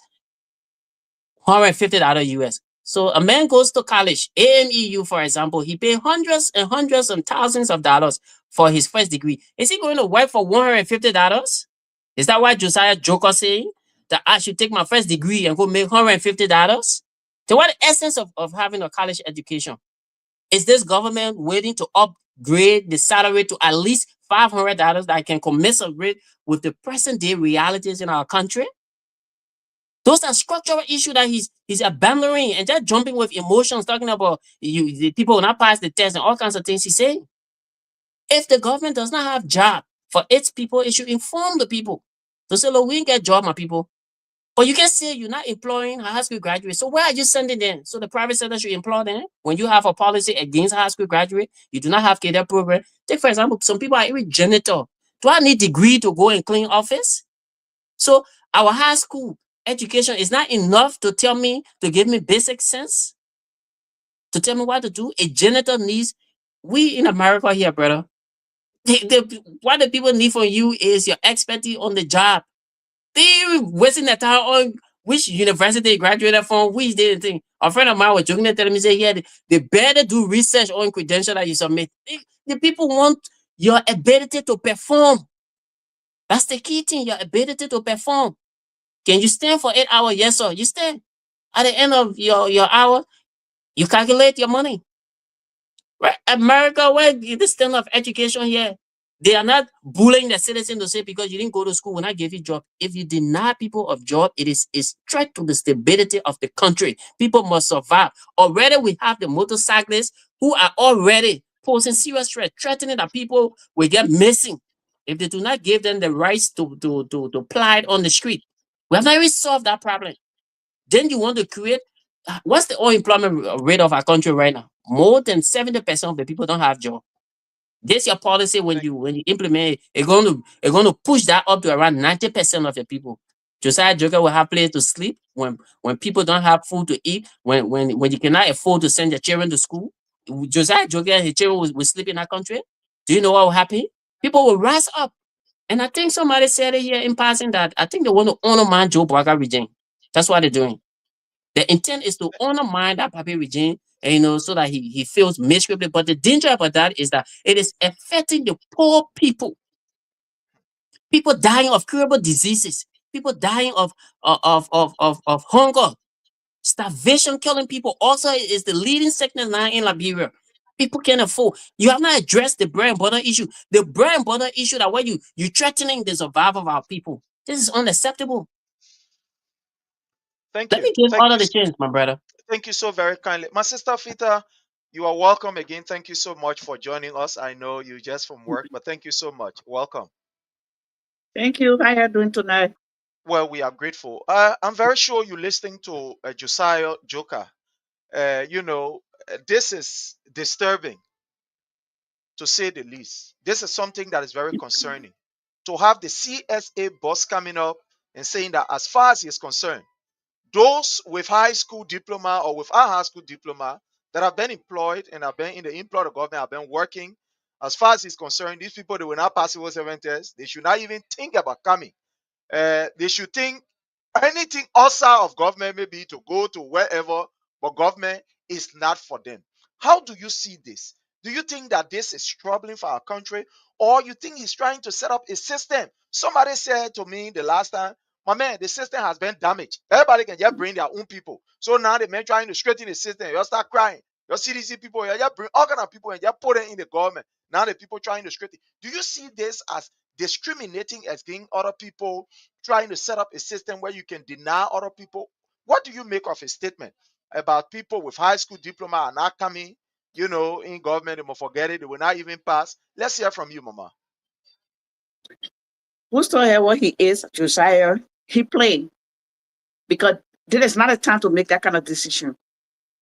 First of all, when you go look for a job, they have on the paper that every qualification, your high school diploma, a college student, who you are, they have to do all that background check first before they can hire you. And it doesn't mean because you are a sixth grade student, then you can't do 12th grade high school job. It's go by your experience. Your knowledge does not have nothing to do with your education background. In America here, there are people that not even go to school that I know from back home that they are working. But there's some other job that you're not qualified for that you can go for. This black guy called me here, they're coming up with some things that just to avoid our people in our country and to just put them back up. First of all, you paying somebody $150. Is that $150 pay their college school fee? Someone that had a degree that pay millions of dollars to go to college. Then you pay them $150. What $150 will do with their family? What can it do? Like my brother was just saying, Aaron was saying, he right. They don't just want to get people a job. They don't have job. They can't create no job. So the funding that means or getting rid of people. And that would be a big problem to Liberians. Because our brothers and sisters over there, they had that degrees. They don't hire those people that had a degree. They get a job to their families and friends that they think that they can use. They can undermine to keep in the civil service system. Some people stay home, they don't work, and they get paid. I know a man in the city here where I live. He work in America here, but he getting paid from Liberia. Why? Why are you doing this? Why are you doing this? And not today that they start. Native people working in the government, then 9,000 people he talking about. You want to tell me that those have been over there for over 40 to 60 years. Are you going to let them go? They already had the experience. You can't say because they are not college student. Is it now you want to bring your test for them to take tests? You were supposed to they were supposed to have done that before they even hire you. You can't just employ somebody without knowing their background, their education background. And this doesn't have anything to do with the law in the country. This education we are talking about. So if anybody apply for housekeeping, you should know their qualification. You should know their level before you get in the job. If they're not qualified to be a housekeeper, you don't get in that job. You don't get in that position. But you can't allow people that already is on their job, that have experience, that been working all these years, and then now you're about to bring tests. So in case you bring the test and they pass it, and they are not even high school graduate, what will you do? What are you going to do to them? You still fire them? Or you will not still get in the job when they come in? Let's give an example. I'm a nurse. I don't know nothing about politics, but I'm a nurse. Then I go to the library and say, okay, I want to be a representative. But you bring a test, I pass it. So what you do, you say, because you're nurse, I will not get you the position. So you see, I don't think the people are serious. They're playing. And if they are not careful in that country, then the boys and girls will get on their behind. Because they're messing with people's brains over their brains. I just coming in. Thank you so much. My brother James, I sure you've not touched this issue, right? Yeah, And I just want to make a yes, little sir. input in that, even though the previous panelists have already delved into the issues. Yeah. But Prince, just what you said, the statement by the civil service boss is discriminatory, and only meant to let's say let's say treat certain group of people in the country, who are perceived, I will be blunt about this, who are perceived to have, certain political background or so, different from others. That's just the main intent. It's a strategy, so because I don't know what kind of civil service reforms that Josiah Joker is, coming about with, are talking about, people who have high school degree or so, or people who don't have high school degree or what have you. This was something that he started, when the government came to power, because just as Eric said, this man is an emotional person. I can tend to see him, being effective in a position that has to do with the human resources director, because the civil service boss is like the human resources director of the entire government. Because that's why you see all human resources directors of major, let's say, or ministries and agency falls on a civil service. So when Josiah Joker when he was appointed, the first step he started to take was to deliberately remove certain people he perceived as political opponents, or maybe people who served in the previous government, the seditions or so. They started to remove them from on the payroll and all of that. So all these subsequent reforms that he's just using them as a chicanery in order to remove more, people who is think that they shouldn't be in the system, or they shouldn't be work in the government. So it's discriminatory overall. So as Eric said, I work with civil service. I work in the private. I mean the public sector. So I'm a civil servant. I've been a civil servant in Liberia, before let's say leaving the job that I had at the time. So I work in the health sector. There are many health support staffs, in those various hospitals, government hospitals. They do not even have or let's say the qualification of a high school graduate or whatever. But they are health support staff. They have gained these experiences. Some of them have even been at those places like the JFK Medical Center, the Redemption Hospital, and those other government hospitals. Some of them work in the housekeeping area. Some of them work in laundry. Some of them, even work in the HR area. And all of that, they are health support staff. They have gained the experience over the years. Even when the other people come with their credentials, or so, these people are the ones who even incorporate them by even tuning them, telling them how we do this and do that. So the basis for, let's say, academic, even though academic records or documents or what have you, they are important, but the issue of experience should not be overlooked. So the civil service boss statement is discriminatory, to those group of people. And what this will do is that it will, let's say, reduce the workforce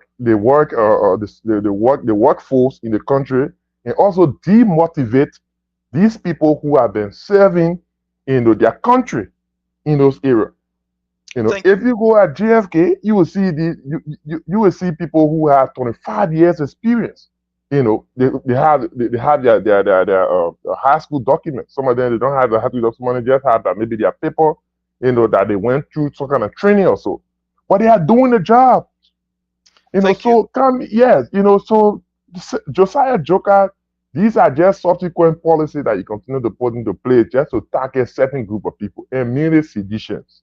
You know, just to get them all of the system because that's the perception that the previous government or overload the payrolls and all of that. So all of these things, they don't have money to pay the people and all of that. They just want to continue to remove Liberians who are also, they have their right to work in government, but they just want to trample on their rights and violate their rights. You know, so it is wrong, you know.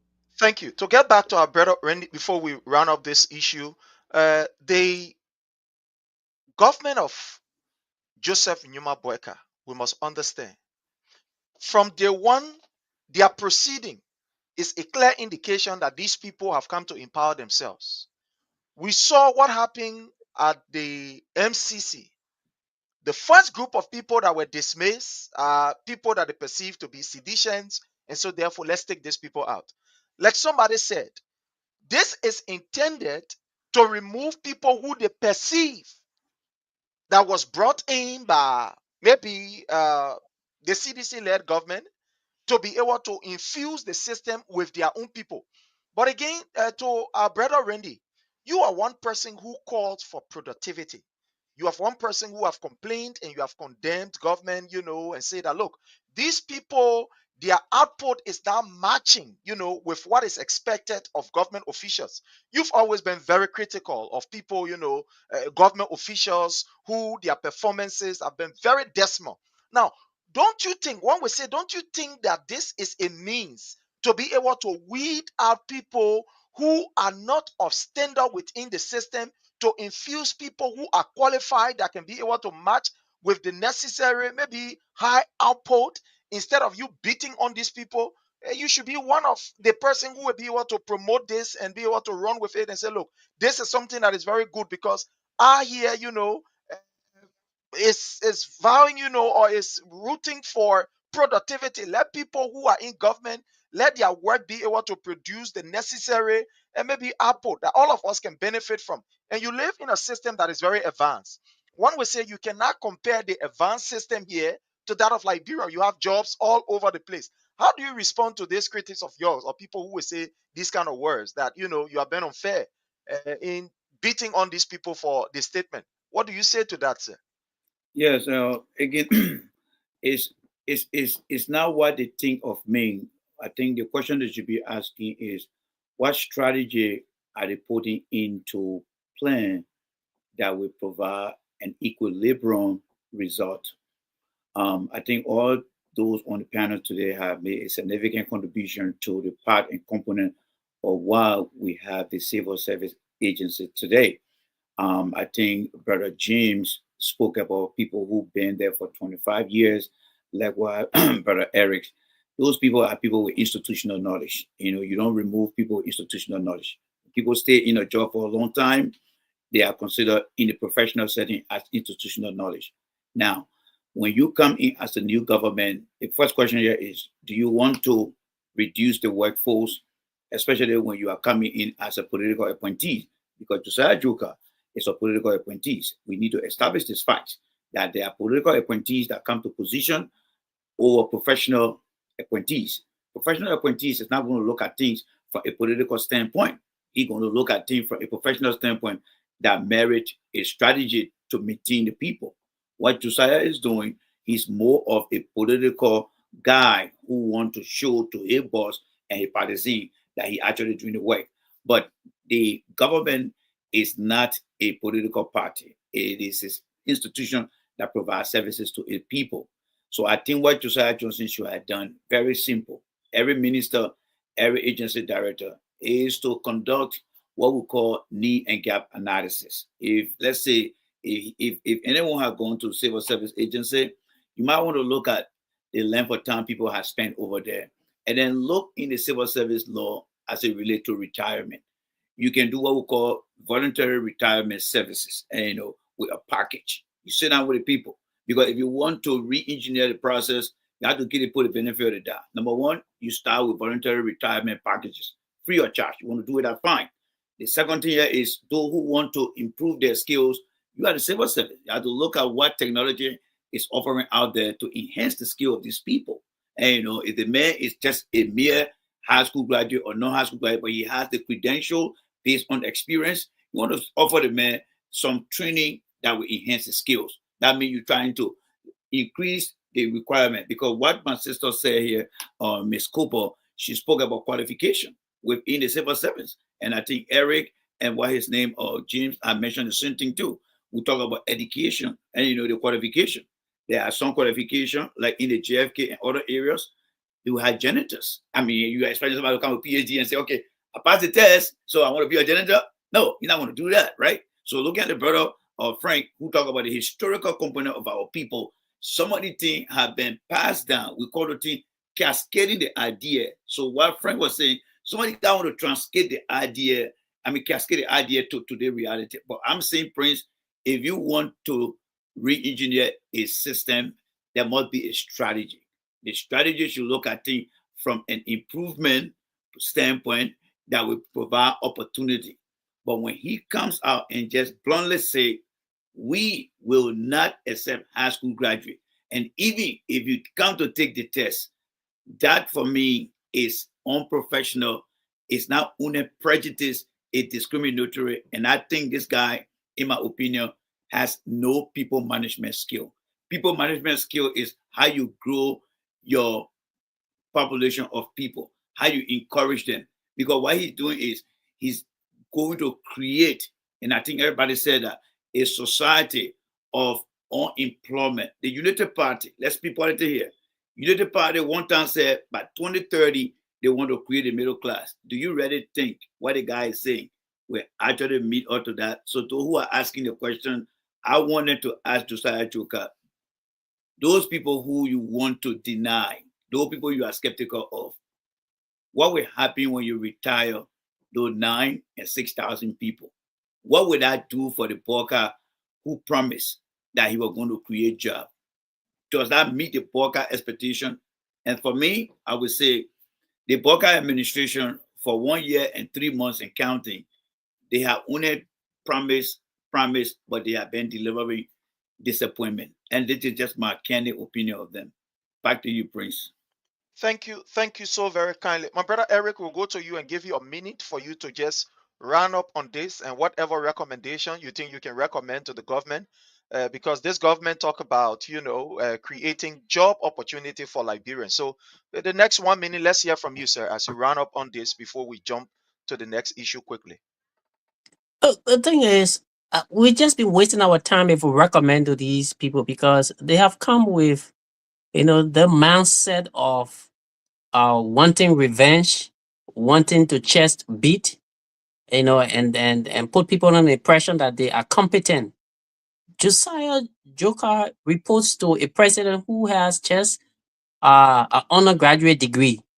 Josiah claims that he has a PhD. Why is he reporting to Joe Parker, who only struggling with BA degree? Since his whole issue is about academics. Why did he have to go sit on senators, how you call it, Sir Joseph and Darius Dillon, who still have not shown their high school paper to confirm him? Right? Since he breaking up a credential and all kind of thing, why he had to submit himself to Dillon, who up to now we do not know the high school he graduated from, neither the year. Where the senators, Sir Joseph, acquire his high school paper from, but he sat under those senators. Right? There are representatives over there who got no history of even entering classroom that I can summon him every day. He appears before them. Right? So if we have a system where our first branch of government, there's no academic requirement. There's zero academic requirement to work in the first branch of government. We have not solved that problem. These people who are making law, they have got no academic requirement. Anyone can contest to be representative. There's no academic requirement for that. We have not solved that problem. If the Unity Party is serious, they should now be talking about constitutional reform, to reform our constitution so that our lawmakers can have the basic academic qualification before they get into those elected offices. When that is done, they will be able to advance proper legislation. Thank We you. talk about recommendation. Josiah Joker needs to look at the civil service standing order and talk about repealing some of those laws that talk about high school graduates should have employment. He has to scratch that off first before. Because if I'm not sure whether he's going to temper with the 9,000 people who have got just, they are not high school graduate, high school dropout. I'm not sure whether he's going to dismiss them. Dismissing them, that's another whole drama in the country that can destabilize the peace. Not only is he going to test the 6,000 with high school people. Now, if he leave them there and deny order of coming, then that's a problem too. So why are you denying me of coming and then you're leaving other people in the system? So that's a whole issue. Yeah. Go ahead. Eric, let me say that because we had dealt with similar thing like that on my job, and cause in the US I kind of like manage people, whatever it is, hiring and dismissing, going to court. We're going through that. So let's just say, let me just play into every book, right? Let's say he wants to dismiss the 9,000 people. Well, if every year, let's say somebody spend 20 years on the job, and you say, okay, gentlemen, you guys don't have the high school credential. We want to change things around here, right? So you've been there for 20 years. All right. For the last 20 years you've been here, every month of each year you spend, we're going to give you $1,000. So we can let you go. So 20 years, every year of the 12 months, we'll give you $1,000 for each month, that equivalent to the 20 years. I would take that deal. The Liberian government will go broke. Think about that. But yeah, I agree with you. But here's the thing: this government is struggling to pay 150. That's why you don't bring even the people who are The 150. government even want to cut the workforce because they don't have money to pay. Then you I say, agree with you. No, I mean when if you have a union, Eric, then the union gets okay. We're not educated. Yeah, so we won't go. Pay for all the years, pay all Yeah. $1,000 for each month for the last Exactly. year. Exactly. You want to break And the government the down? thing is, the civil service law says you once you get employed, you should be in the system for 25 years, except you reach the age of 65. So that's a dunking year we're talking about here. Yeah. So some of you high school, drop off. Some of them they just been in the system for maybe 5, 6, 7 years or 10 years. And some how you has gonna even take been them? there for the longest, even during Exactly. Madam Ellen Johnson's lifetime. Some people were just pushing the system. Somebody said, my man, my brother here, the thing and I to do, my man. You're putting him there. Prince and Eric, to Brother Frank point, let us look at the statistics in terms of how long they stay over there, how many years they stay over there.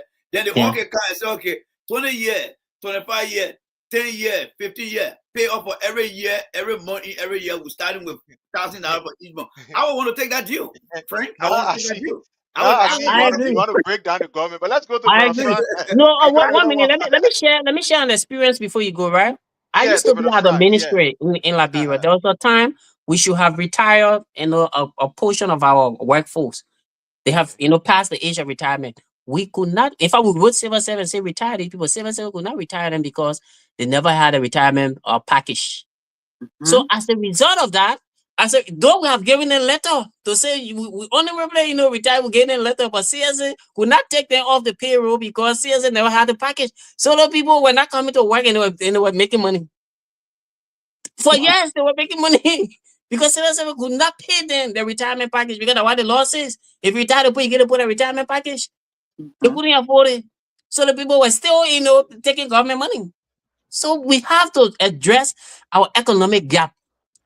We do not have the money for some of these useless reform. And these reform, they are meant to make people jobless. There are more bread incoming. When people work, the economy grows. When people don't work, the economy suffer. That's why in the West, the people want to come to work. They need people to work. Josiah Joker, the only person who I see against people working, every day he talks about dismissing, when he should actually be talking about expanding. Thank you, brother. Thank you. Yeah, let's go to my brother Frank. My brother Frank, use your next 1 minute and just conclude on this particular issue. We'll come to our sister and then we'll go to James before we jump to the next issue. Go ahead, sir. You have 1 minute. I just want to throw light over there. Since they're looking for educated people, where is Mark Dabache credential? All right, let me continue. All right, so I know Eric said he don't want to give how they call it recommendation, right? I'm gonna give recommendation, and to how they call it Josiah or whosoever he is, I think he should subscribe to Honor the Palaver Halt. Now, let me say this to him. He said he's educated and he want to hire educated people. Let me tell you something. You see, in the Western world, what they do here is they don't look at your degree. They don't look at your GPA. That's why they always ask for your resume. It's a resume that determine your credibility, whether or not they're going to hire. They don't look at your whether you got 4.0 GPA. What they're looking at is where you have worked, things that you have done there, that is on your resume, those dot. Those are the things that they're looking at. I can have 2.0 GPA, you can have 4.0 GPA. But based on my experience, based on what I have on my resume, they're going to hire me. Before they met, I get a 4.0. They may not even have met, I get a 4.0 when you have nothing on that resume to show. Now, here's another recommendation I want to give to him. Those people who have been on a job, the 9,000 or the 6,000, whatsoever, who have been there for that 20, 30, 10, 15 years. Now, he said reform. He want to reform his system. Let me tell you how you need to reform the system when it comes to economy or a nation like Liberia, right? You want to reform the system. Now, all these people you're taking away, you say you save $4.7 million. That's lie. I don't even believe that. Now, you say you want to reform the system. In reforming the system, you can remove these people who've been there for that amount of years. Then you bring in new people because you feel they have college degree or they have PhD. The issue here is the people you bring in who have that PhD, you're going to pay them more money. And the country, you say you don't have money. The people that have PhD, you're going to pay them more money. So in reforming, the people that are there already, if you bring in new system, new technology, all you need to do is retrain those people that have been there and you still pay them the same money. Because if you take them from there and you bring different people, you're actually going to lose more money because you're going to pay those people based on their credential, based on their degree. And then you have to even retrain them again. You have to put money into the system to train these people that you bring in. But the people that are there, you don't need to train them because they are already experienced. So all you need to do is just little resources that you need to put there because the new system you're bringing in to just charge them one a few things. I think you should retain these people, leave them back so that it will enable you to save more than $4.7 million. That's just my recommendation to him. Thank you. Let's go to our sister Fita. Master Fita, what do you make of, what is happening? Let's hear you. Let's hear your recommendation. Let's hear you, Mama. Prince, I think the people trying to play, they're playing they're cutting their cut in a way that, they want to hold Liberian people down, try to, delay what they're supposed to be doing in that office. They are almost going to 2 years and nothing going on. If you want to, go by codification, and now you're trying to bring people that is, more educated, those that are already there, that already had the experience, you can't even afford to pay them. Then the people you're bringing in, can you afford to pay them? We are all saying the same thing here tonight. Those people that are coming in now, you said that they get degree. How about these people that have been over there all these years, 20 to 30 years, that stay on that job for all these years? You're going to let them go. You don't have money to pay them. Exactly. If you can't pay me, I'm not leaving this job. The 150 can't even come on time. I don't even receive it on time. Before I go sit down in the hospital, be waiting for you to pay me. You don't even got Social Security retirement. You don't got unemployment. What kind of game these people trying to play? They just want to mess with our old people there in that country. Let's go to the health department. Those nurses, there's some over there, they don't even have the degrees. They don't even know their job. How can a nurse give C-section? Nurse cannot give C-section. If you are not an MD or a surgeon, you have no right putting knife on anybody's child. They've been killing people over there. They've been harming people, children in the hospital. Them. Do you ask for any qualification? Do you know where they get their degrees from? How they got in that place? But they just nurses are passing around. Where are the doctors that had the degrees that's supposed to do the official job? But y'all let the nurses not doing the job for them. How many people going home with scissor all in their stomach? I had several stories about people that went home with infection because they don't necessarily they don't know what they were doing over there. Did you have a qualification right there? No. People dying right in your nose. You don't do nothing better about it. But now you want to come out with, oh, they want to get high school diploma. They want to get, they can pass the test. Have you get a test to them before they not pass it? They are just playing around. They're trying to mess with that B-ring. They're wasting time just to hold back. So people say, oh, we're trying to straighten out something. That's why we went back up. These people that got nothing to do in that place, and they play around to my prince. Thank you They play so with very Nigerian much. people Let's get to our intelligent. brother James. My brother James, let's hear your 1 minute on this while we migrate to the second issue, sir. Yeah, thank you, Prince. We like the previous speakers have already said. We are all saying the same thing here. A guy like Josiah Joker who claimed or prides himself with a PhD degree that he just earned. He makes him the most educated person in the country. I think he shouldn't be fighting with some of these structural reforms. If I have to recommend to them because they are the educated people, they are the educated ones. I don't know if they can even accept recommendations. But I think the first priority issues that they should be able to address at the level of the civil service agency, like Eric mentioned, the civil service standing rules. These are acts of legislation and all of that. So if you want to reform, to bring about reform at an entity, you should first of all look at those policies that are on the book. And those policies, when you bring them, then you can be able to whether talk with the legislature so that you revisit those policies and things and institute some of the measures that you want to be instituted. Before you talk about putting people down who are like then in let's say working and not have required high school documents and all those kind of things. But with the exception of that, you cannot just get up and just take jobs from people who have served the country for years and they have the experience and all of that. So you would just be creating the unemployment rate, more unemployment rate, and putting our people in abject poverty. So the first and foremost issue is that to be addressed by the civil service director is the issue of the policies that you have on the book there at the CSA that give right to people like high school graduates and people who are not even high school graduates or that are working within the civil service agency or so or in government entities. Be able to reform those ones first in collaboration with the legislature before you can start to institute those measures you want to institute. So that's my own recommendation to Josiah Joker.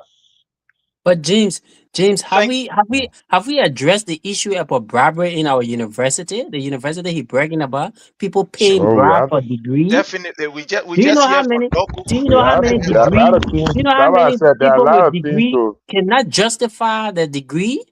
Yeah, People there are are a lot of writing structural horrible, issues. But horrible So, writing. Those are the let's people you move. call competent and professional people. The people Sure. that, Let's that move on to the next spy. issue that has to do with Josiah our. Joker said he's the most educated man in the country now. Let's move to the next issue that has to do with the National Port Authority. But to just conclude on this Josiah Joker issue, I think Josiah Joker is drunk with power. Power He's drunk. That's drunk. true. He's intoxicated. Maybe he's intoxicated with the position of CSA boss, and we should be very careful because people must understand that Liberia, we have never had a system of, somebody will say, a meritocratic system where people merit these positions based on their academic qualification. When you look at our entire system, it is as such that most of the people who you see today working in government, they were either brought in because somebody they know, somebody will say, my man, my brother here, oh, my man, my this here, oh, my dad here. Oh." So that merit system is something that is not, that has not been encouraged. It's the fact that has not been encouraged from day one. Most of these people that you see working, either they have been recommended or they were recommended by somebody who maybe they brought in the system or maybe somebody who, who know who, post somebody there. And basically, when you look at our own education sector, when last have the common man been given the opportunity to actually excel? I mean, in his academic sojourn. So very long, our people have been denied. I remember from the days of President Totman. Let's start from the days of President Totman. Some of the people who were working in government, they were sixth grade students. Sixth grade students. To the extent that some people can boast today and say, those days, hey, the sixth grade, let's see what we learn. Equivalent to high school graduate. How you tell me? Sixth grade, 1963 is equivalent to high school student. But that's the system. And these are the things that people are still saying in Liberia. They say those days, the people then who learn. And it will surprise you to know. Look, take a tour in the counties, right? Because of the kind of work that I used to do in Liberia, I visited all of the counties. I stayed there, do Malay 1212. It will surprise you to know that there are people who are even teaching in the public school, a seventh grade student. I'm telling you this. Go to Grand. I will not even go far play. Let me go to my own county, Grand Cape County. I knew of people who were teaching. You will be surprised. People who were teaching high school students. When you ask, I mean, we had a geography. There was a geography teacher in Grand Cape County, St. Thomas High School. If I tell you that, I will not call his anyway. There was somebody teaching. Somebody teaching in the high school there. That was sixth grade student. Sixth grade student teaching geography, preparing people to go for WAS, to go for WAEC at the time. A sixth grade student, I'm telling you this live and direct. Do a tour around our own counties. See how many we have that are qualified to be in the classroom. You will be surprised to find people who are ninth grade students that are teaching in this high school. People who are even attending the school and at the same time teaching in the school. Some of these people that were even on jobs. Like I gave you an example, look at the military. Those days, there were people who were reckoned because some of these people work on other people fine. Say, look, Johnny, I send in my boys there. I get about 5 boys who go into the military. Let the children then go there and go find something to do. At least let them just be want to help themselves. That's how people were going to the military. That's some of what people there you see. That why I say the Loma people there. We've not disrespect, but Loma man, military, they stay, you can't play with it. You got the paper there. I say, look, you put the people there, and they were there, some of them, proper high school document. All the people know is say, president gave me gun, and don't give me English. He gave me gun, and don't give me English. Play, I fire you. That all. And these people, they were moving. And you get their job and say, stand here, they stand into that gate is standing to. So for you to come in, this is systemic problem. Like somebody said, it's a systemic problem. You don't just solve this problem on the surface level. It's like you're cutting the grass from the head, from the tip. You will not solve the problem. You got to take it from the root. So I think Josiah Joker is just a serious joker who people should not pay attention to. And if Joseph Newman Boyka is not careful, imagine we are in a system where high school students, some of them, when you listen, some of the fun thing, when you listen to some of the thing, you scare it. You scare your eyes, but when I don't want a high school student here, then you come in, my people will begging you. Josiah Joker, find something else to do. But there is a serious problem at the National Port Authority. State-owned enterprises are not contributing towards the budget. From information that we have gathered, most of these people are contributing to Joseph Newman Boyka, how you call institution that he having. He say he get, according to him, the last time they stayed the lunch, he get one, how you call organization, or he Foundation. get thank you very much, his foundation. Say Joseph Newman Boyka Foundation, they launch it. According to That the foundation information, was dead prior to most of these prior to definitely ascendancy. most of these people are contributing to the foundation instead of contributing towards the national budget. I mean, they are sharing whatever they have to contribute to the budget. And one of the entity that is doing that is very, noted for doing that, is this particular National Port Authority with Sekou Dukle. Sekou Dukle has been falling short of his own contribution towards the budget. 2014, it was the same. He's just been falling short. We are seeing now an issue between he and Yomli Kanga, or between he and some other people. The people believe that the National Port Authority is what it can send people. Imagine, it's what it can send people. People will just look at somebody and say, man, we're sending you 75% employ them. We're sending you this person employ them. And there is this issue, and I'd like to bring a courtesy of their own station, that is Spoon, where the criminal preside, Stanton Waterspoon, who we are very sure supposed to be in jail. We don't know. But anyway, when that time reach, we'll discuss it. So Sekou Dukle sent out a communication that was last year. And in this communication, he highlighted people who are part of the Unity Party and they are in key government, entity with their party, everything, and including their tribes and all.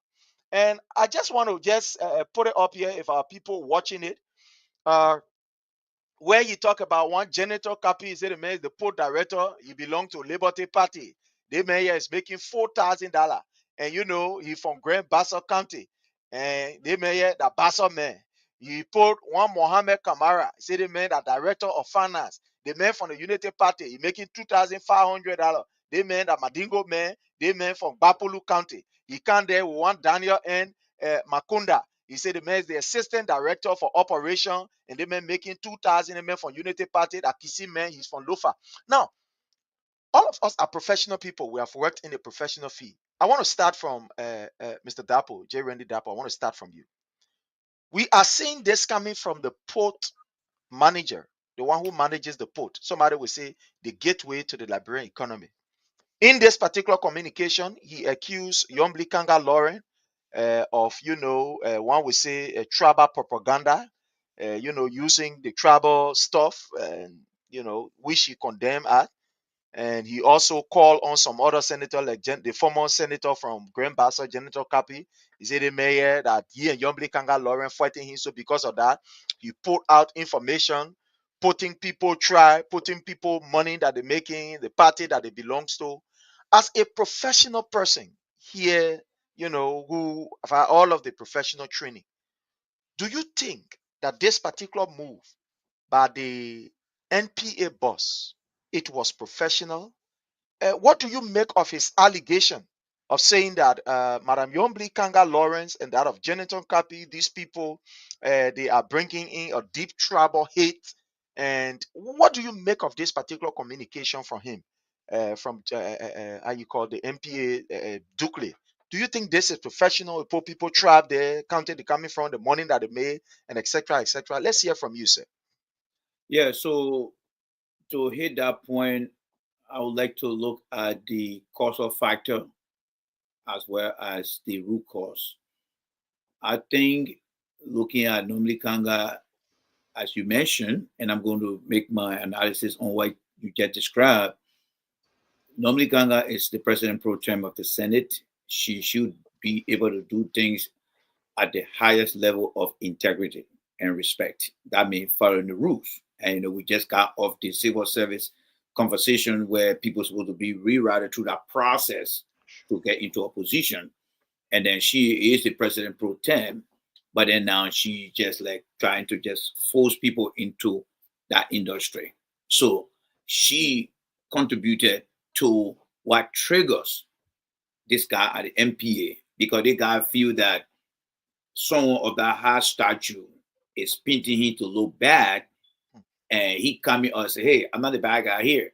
You got me think that I am." Yes, a result. But when you look at the overall process, they are all wrong, and that will lead me to ask the question: do we have in Liberia the Department or the Bureau of Ethics and Accountability? Because these things that we see happening on any institution, we must have an ethic arms of the government that people should subscribe to. Bringing somebody salary up, I don't have issue with that, because every public servant service will be displaced. But bringing their travel background and making comment on those things, we got to take a step back, guys. These are things that we did not understand and practice in the past that led to our 14-year civil war and being very tribalistic. So it seems to be that whatever we experienced in the past, we don't really understand, we don't embrace the consequences that it has brought to our country and the setback it has given us. We are behaving today, I hate to say that there is no consequences of the past, no ramification from the past that harm us. And it just goes to show that Liberia inherited a democracy that we are not and were never ready for. I think we should have been orientated for a year or two, maybe when Eddie came to power. We should have had international communities and just putting the guardrail between, or when you're teaching somebody to ride a bicycle, and train us, take 2 years of earning term and train us how to adequately behave in our society. Because the way we are behaving is putting me in a position to say Liberia is only good for bad example. Every one of you guys, when you teach any leadership class, somebody say, give me one bad example. Say, let me bring a friend from Liberia and show you how Liberia is. Somebody laying down on the ground. My sister is a nurse. Somebody laying down on the ground. You can just live on the middle. They say, see, they put say, oh, no, it says, that's the example down there. That is the example down there. So, Brother Prince, we need to restructure our country. You see, out of the 15 countries we have in our country, 14 of them are what I describe as dysfunctional county. What are dysfunctional county? Every one of you guys here, if you're in the US, you want to come to my state. You come to my state, you see the same thing. You go to you can leave from Abuja, you can go to Lagos, you will see the same thing. You leave from the Yamasoklo, you go to Abidjan, you see the same thing. Mosorado County is the melting pot of every Liberian. 2/3 of Liberians that go to the country, they start in Mosorado County because the remaining 14 counties are dysfunctional because they don't have what we have. If I went to my own country, River G, and start to feed pee here, I'm not going to any hospital. I'm going to do an EKG on me. I'm going to die. So what am I going to do over there? I'm going to stay right over there. So all these things are things that we need to really refine and put into practice. But Prince, I think on the fairness, for the question you just asked me, normally Kanga is the root cause of this. Why may the root cause?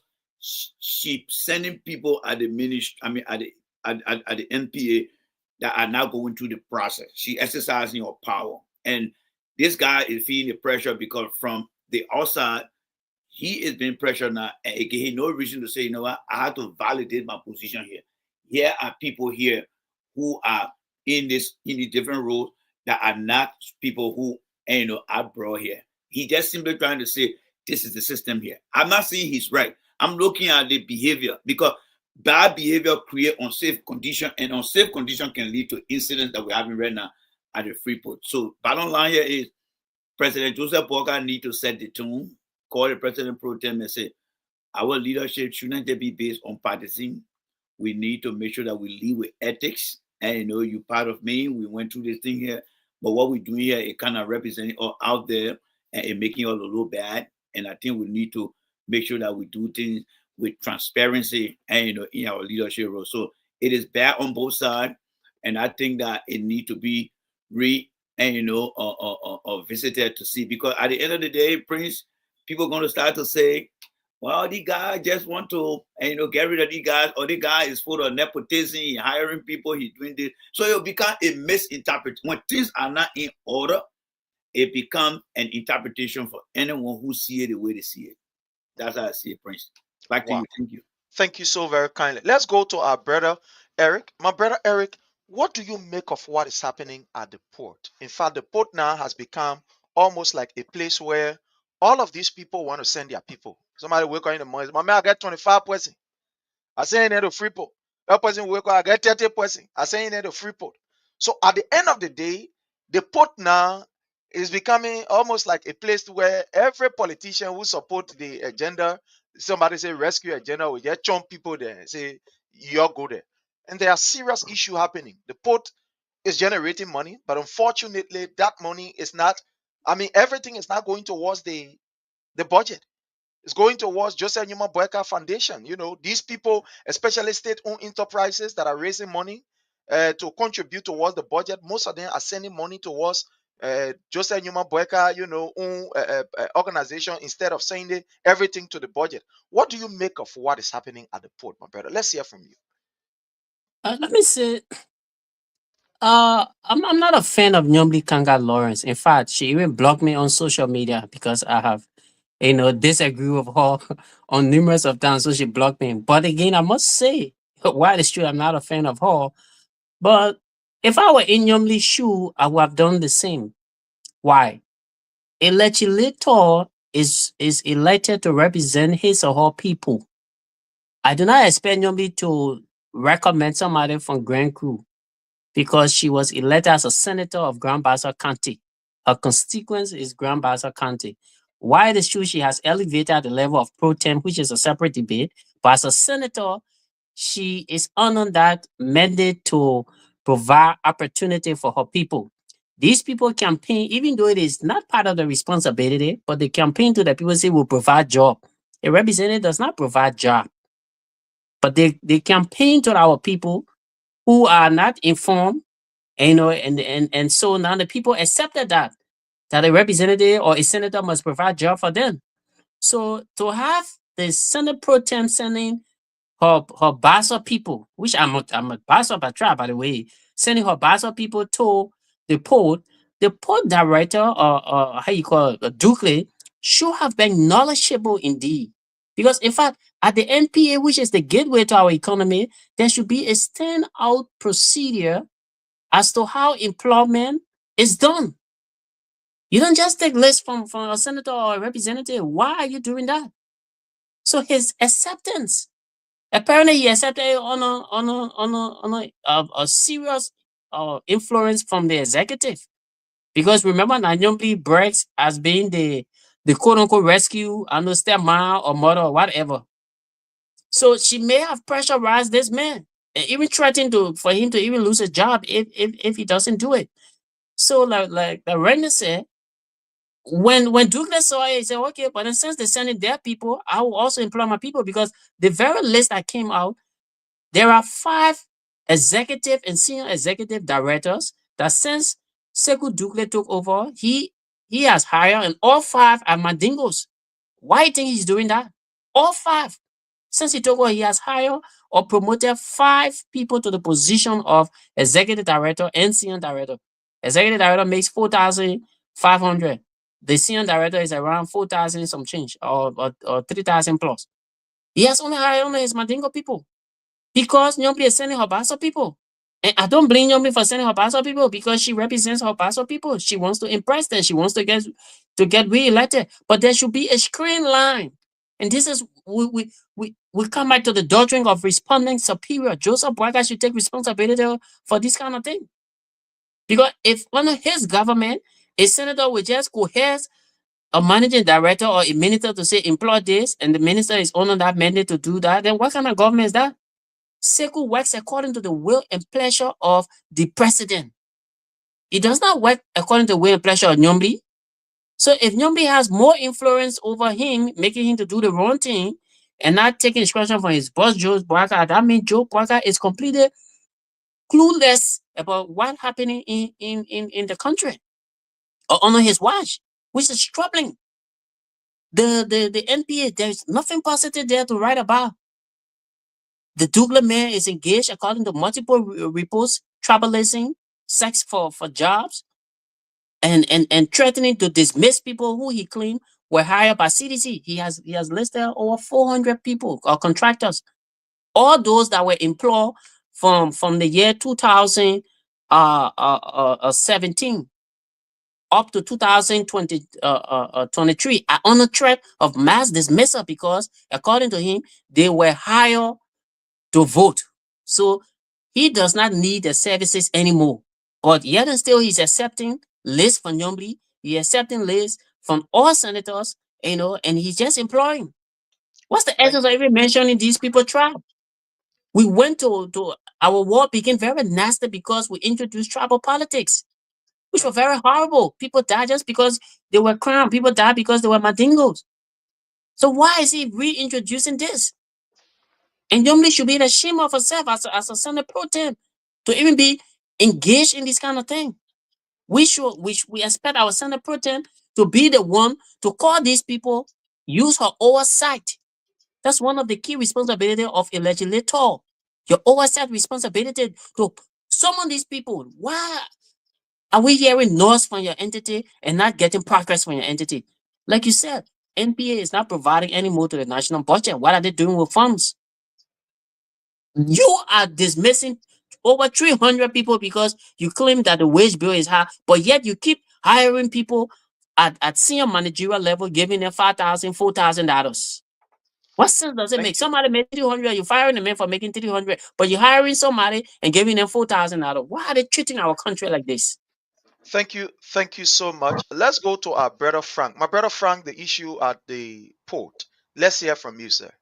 Thank you so much, Brother Prince.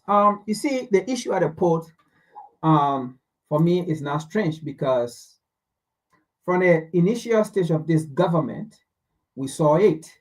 You know, Barker like to always say his favorite term, not business as usual, right?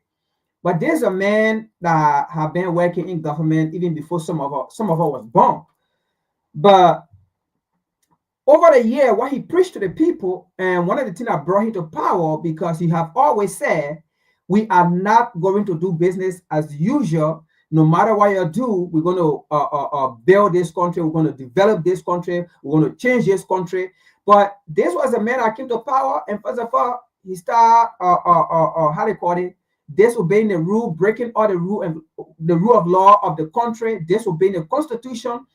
And one thing he did that up to now is haunting his government, and he's going to haunt his government till his 6-year finish. When he came to power, Liberia, a nation that has so many political parties. We're not talking about 2 political parties like the United States.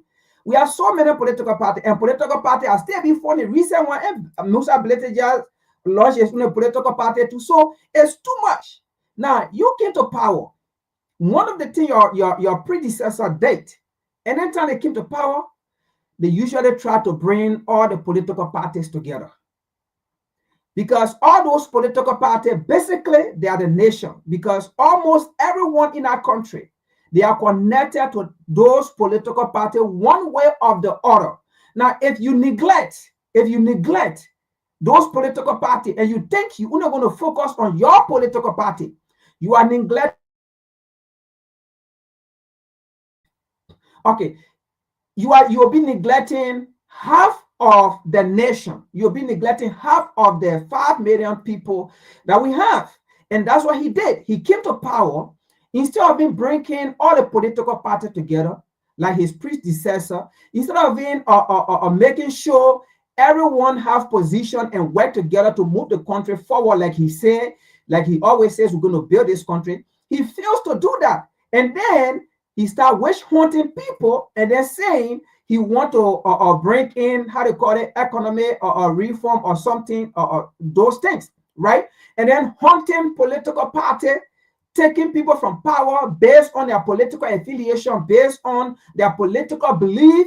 He start removing them from power only because he wanted for so-called solely, let me be specific, solely unity partisan to gain political offices, because he feel it is those people that voted for him. But what he failed to understand is that some people that voted, or most people, most of the people that voted for him, they were not UPS. Most of them were CDC. Most of them from other political party that also voted for him. And he came to power, and his belief is that a Unity Party people voted for him. So therefore, Unity Party people should have position in the government. And due to that, we are now experiencing what I want to term as individual development. Individual development, because what he came with his plan is now haunting him, because first of all, those same people now are quarreling among themselves, and based on that, because some of them do not want to lose their position because they want to retain their position, they want to be re-elected comes 2029. What they are doing now is they are working individually instead of them working collaboratively. They are working individually because they want for the public to see their output, and in doing that, you are not going to work together. So what then going to happen, the place that you work, you're now going to start getting money from there, and then bribing, like we are seeing with Bucket or how they call it, or non-profit or whatsoever he called it, or his NGO and thing. Now, for me, I think what he should have done, because his expertise is in agriculture, his non-profit or his NGO whatsoever could have been in agriculture, focus on food production. If people putting money in there, at least you are making fun with it to benefit the Liberian people, to feed the Liberian people, then putting it in an area that we are not seeing any benefit to the Liberian people. So therefore, once those things are happening, people become corrupt, and that is why Barclay can never talk, because money are leaving institution, entity, and going to those places, donating to those places, let's say in his organization for that reason, even if there is an alleged that this person is looting money or is taking money illegally, because they are giving money to him. He will never bring those people to justice. But everything he's talking about, he's fighting corruption. I think this is going to haunt his government. Thank you so very kindly. Let's come to our sister Fita. My sister, what is happening at the port? We are seeing of complete hell of a big fight there. This other person is hauling and pulling, blaming Yombly. Yombly too is blaming the port director, and everything is just going helter skelter. In fact, there are some people who are saying that it almost like the man is not even answerable to them. He's like answerable to Joseph Nyuma Boeka directly because of his contribution towards his foundation. What do you make of this? Let's hear from you of what is happening at the port. Our Liberians leaders, they really don't know what they're doing, Prince. People over there, they just want to take they accept the people position as a leader, but they're not following the rule and regulation. Nyomni Conquer, whatsoever she's doing to those people or what she's saying to those people is not fair. Because Liberians are Liberians, it doesn't matter what tribe are you, where you come from, and who you are. As long as you are Liberian and you are, you are part of the country, the Constitution does not have no right to tell anybody who they are or who they are not. That Freeport that it has serious problem that been going on over there. Like for me, 2020, I sent a container to Liberia. My dear, the people drove me to that Freeport there when I small to my own Liberians to get out that container out. They were just collecting, taking money from me. They will send you to the other one, you pay. Then they send you to the other one, you pay. Why? Corruption. If we are continue doing this to our own people, what are we bringing to the country? What is the lesson that we are going to teach these children that are coming up to take power after when we are gone? Let's try a lesson. Pick and choose. When will we stop this and work together and be ones in our country? I don't even think Joseph Walker is having a knowledge to all this that going on.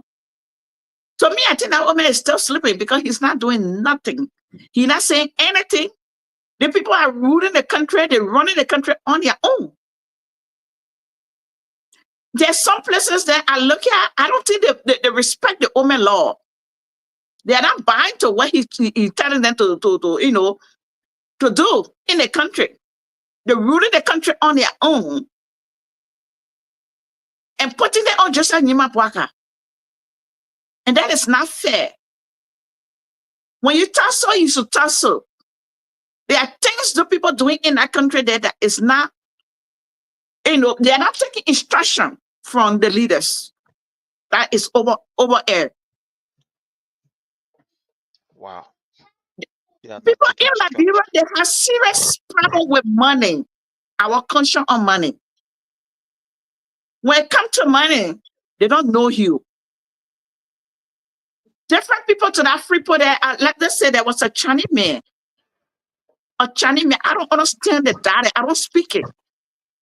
But that man he was the one that helped me out. My own Liberian were dreaming, putting money in their pocket just to free that one container. From that time, I stopped. I will not ship again.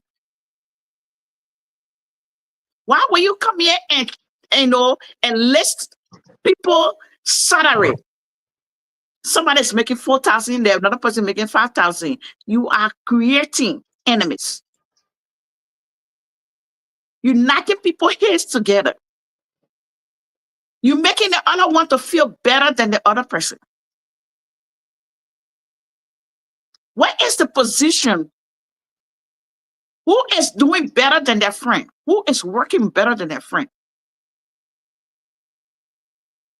Those leaders in Liberia have serious problem, Prince. We need to, they need to, not we, they need to really put their knowledge together and be able to lead our country. Thank you. Thank you. Let's go to our brother James. My brother James, let's hear from you on this issue of the national port, and then we'll go to our So Mr. last Sherry, issue. Yeah, yeah, let's so go ahead. Mr. Sherry, are you getting me? Yeah, loud and clear. Yeah. Yeah, so I have a different perspective on this issue, right? Okay. I think I'm seeing an interference from the legislature uh, in the function of the executive, and this is happening because the president is a lame duck that he sits there and allow people to run the government for him. He's not like conscious, about his environment. Most of the things that occur, like our sister Peter just stated, the president is not really in the know of it, and that is usually because he has the kind of fragile health conditions, and maybe like sometimes we say he suffers dementia, and and all of those kinds of things. So certain people use that and take that advantage, to just do their own things and everything. So that is just an example of what you are saying, because I can recall that during the time that the appointments were being made in government, the legislature, they had certain senators and representatives that were like the top law. I think Amara Connor referred to them as the special senators or what have you. Those people influence lots of appointments. So apparently, it's been that backdrop that Yombri Kanga Lawrence, she being so close to the executive, like Eric said, she referred to herself as rescue mother or what have you. And these people have been running the office of the presidency for Joseph Waka. You know, he being unconscious and not really aware about things that are happening. So the issue of this I don't know, list or what that came from her office to the port director or managing director of the port, Sekou Dugbe. That's a direct interference. She is from the legislature, and then doing a list, we know that maybe you want to help your people to get employment and all of that, but based on your influence that you have and things, I think those are high level positions that you want for your people to hold.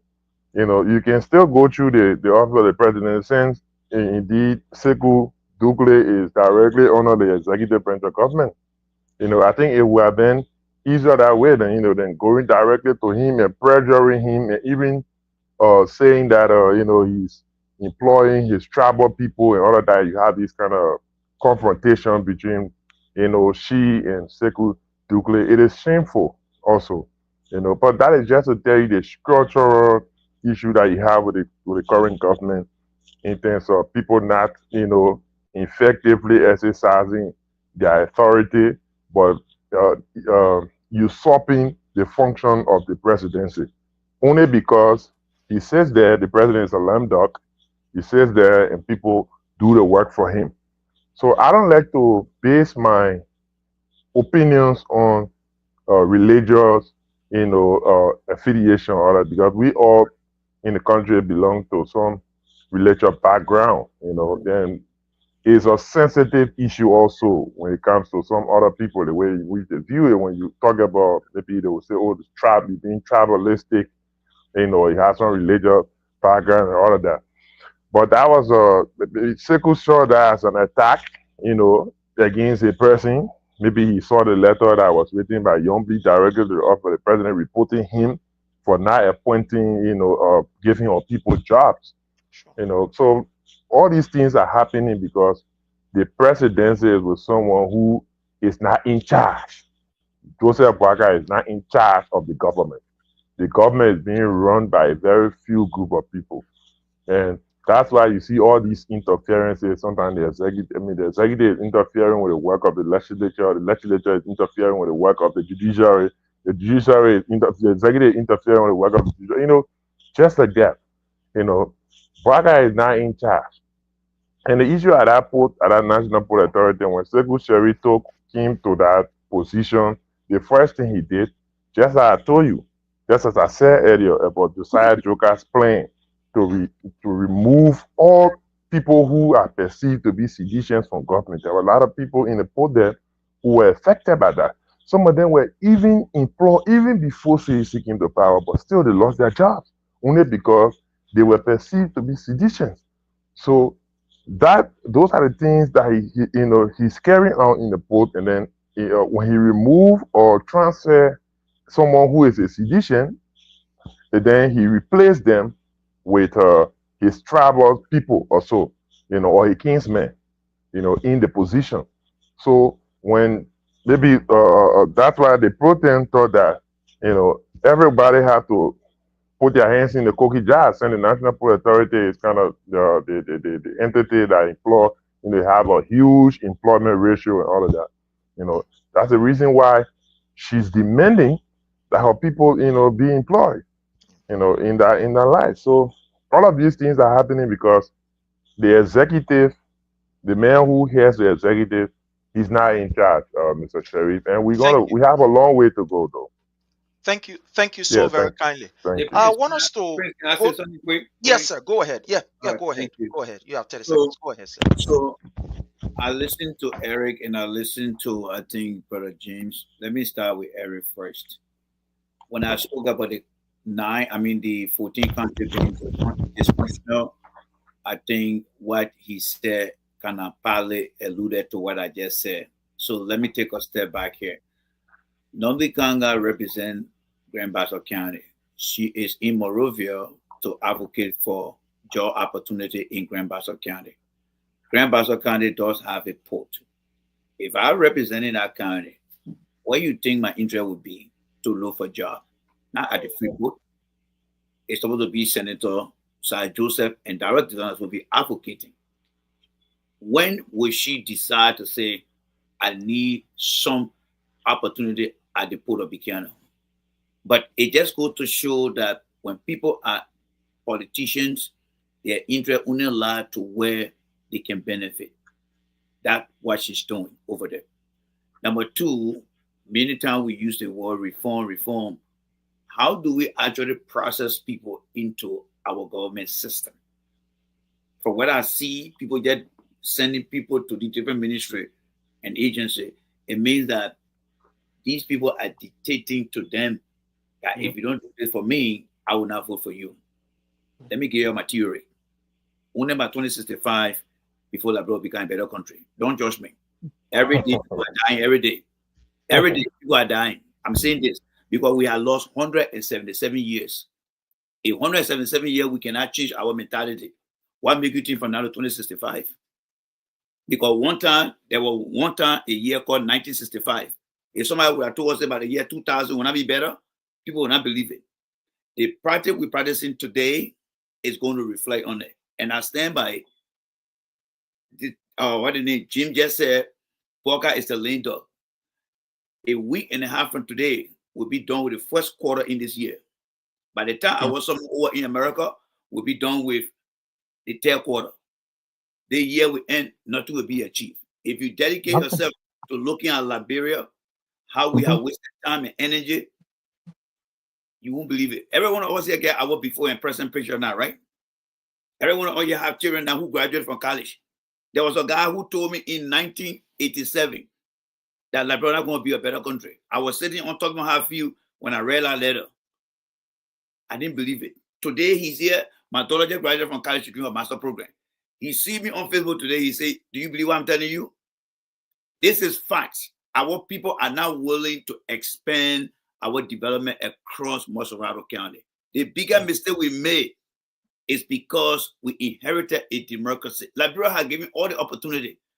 1980, Jerry Rawlings was changing the mindset of Ghanaians when they were in power. It did not work for us. We went to war 14 years. We are one that went to war. They came back, you can change the country mindset. We still doing the same thing. So what will not validate what I'm telling you guys? Look at today's generation. When we went to war, we came back. Let me give you this mathematical numbers here. People who were 10 years old, the kids that were 10 years old when they walked in 1989. That means they were out of born 1979 or early 1980. They were 10 years old. They went into exile that did not get fortunate to extend their trip. When they came back after 14 years, they were 24 years old, right? When Ellen was there for 12 years, right? After Ellen left, they were around what 12 and 36. 24. I think about 36. 36, yeah, 36. And then we are at what 6 years. So the average age of the lost generation in Liberia is between the age of 18 to 42 or 48. Right? 41. 42, right? Mm-hmm. That generation, if you add another 20 years, right? Or you add another 20 years, they're going to be 62 years old. So that is how much time we're going to lose our opportunity, because the mindset is different now. Look at the country. People are so emotional. We're not teaching ourselves self-discipline.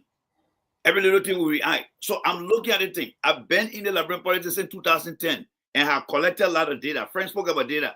I had data. Prince, you know me.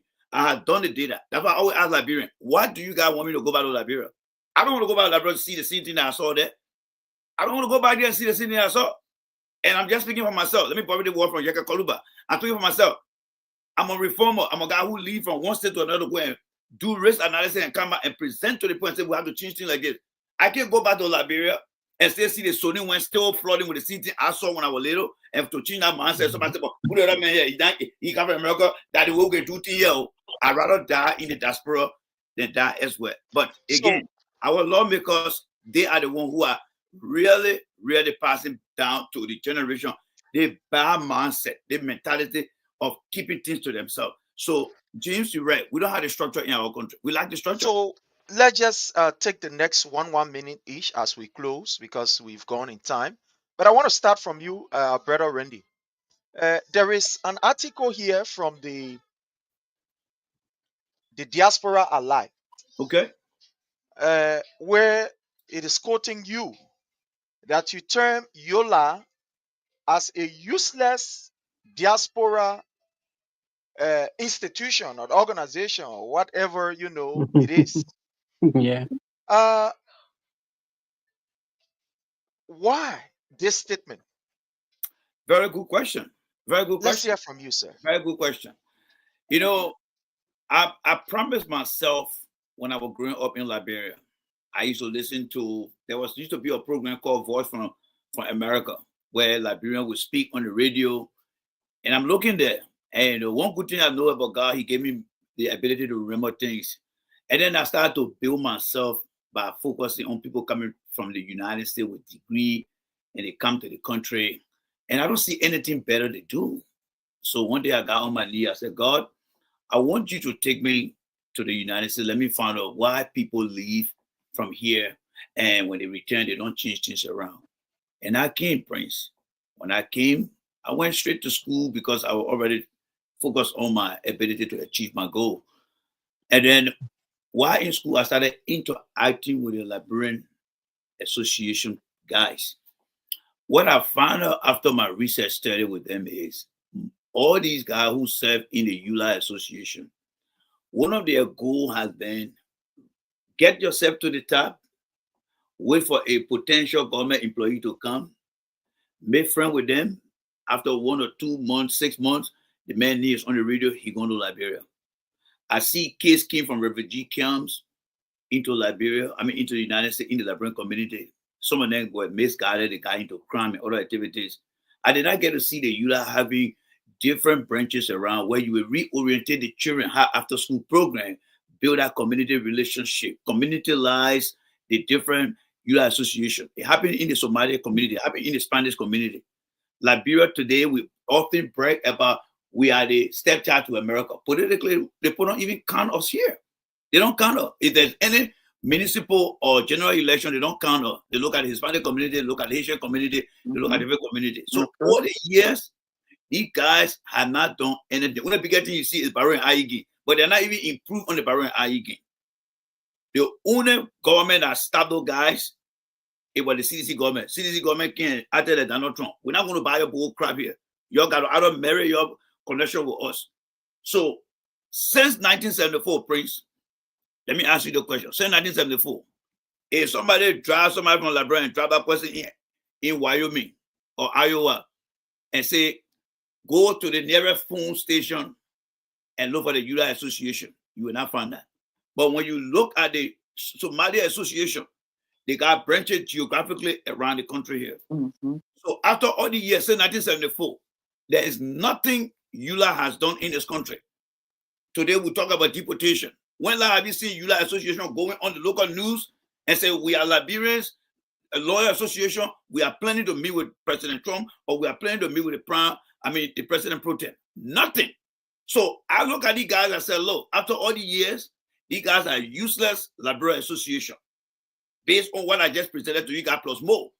So I think with the new generation now, everyone need to define your goal. 5 years, 10 years, 15 years, find your group, find your friends, and you work together. You can become better. These guys, just recently, Prince, you were in Philadelphia. What happened after that? One of the presidents said, oh, we welcome you, we want to elect you. Is that the mindset of the EULA Association?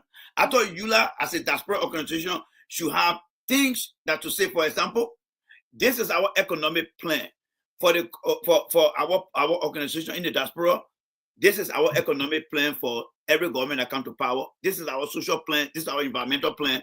If they are not meeting these things, then we'll not work with them. So that way, anybody that comes, they say, the diaspora community, well, look at this, then when they come, but they got to have those things. So I look at them after 1974, it is time to dissolve that useless association and rebrand it differently.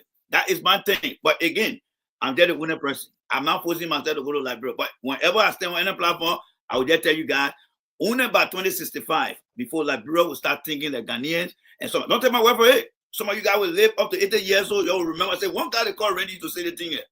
And y'all remember me that day. I leave it with you guys. Thank you, Prince. Thank you. Let's hear from our brother Eric as you close your 1 minute. Let's hear from you, sir. Well, since I have a minute, let me start my minute with Madam Kuba, why are you laughing? You know, I 2065. That's only I what? enjoy it too because Oh, my son, okay. All right, that's good. That's good. 2065. That's only Yeah. Let me start my meeting with reminding of our people. There is something called the 48 laws of power that I read years ago. By this guy called Green. One of the laws says you should advocate for rapid change, but when given power, do not implement rapid change, because doing so, if care is not taken, can cause chaos and instability in the country or in the organization. This reminder is to the current government of Liberia, specifically the CSA. That trying to do rapid change. You want dismiss people, you want do this, you want do this. Be very careful. In 1979, Brother Randy have a memory about that.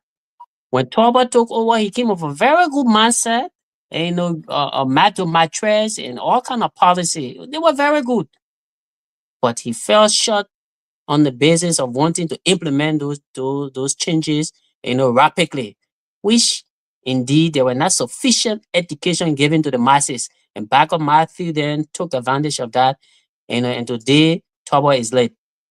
What am I saying this? When he introduced the increment in the price of rice, the mindset of him was he wanted for Liberia to be self-sufficient in terms of the production of rice, so that we grow while we eat. So when he increased the price on the exported rice, it would draw the public to the homegrown rice. But the education was not there. People took to the street. Hundreds of our people were killed, property looted, and all kinds of stuff happened. Eventually, coup came and they took him. Josiah Joker should be very mindful of history. As I close with my 1 minute, you brought a story about Brother Rennie and what he said about Yola. Last night I followed the Freedom radio, and he was on the radio when he was speaking. I'm like, this guy is informed, he's knowledgeable. And then when he came with a very strong statement that Yola is a useless group, they're running behind people's wives. I'm like, okay, this is some news. So that's Yeah, where I like bro, the let's dialogue. take it up. Yeah, yeah. And then I reached out to him. When I reached out to him, he started asking for the scope of operation and this and that. I said, "Look, Chief, you already made a That statement in really public." double there for you.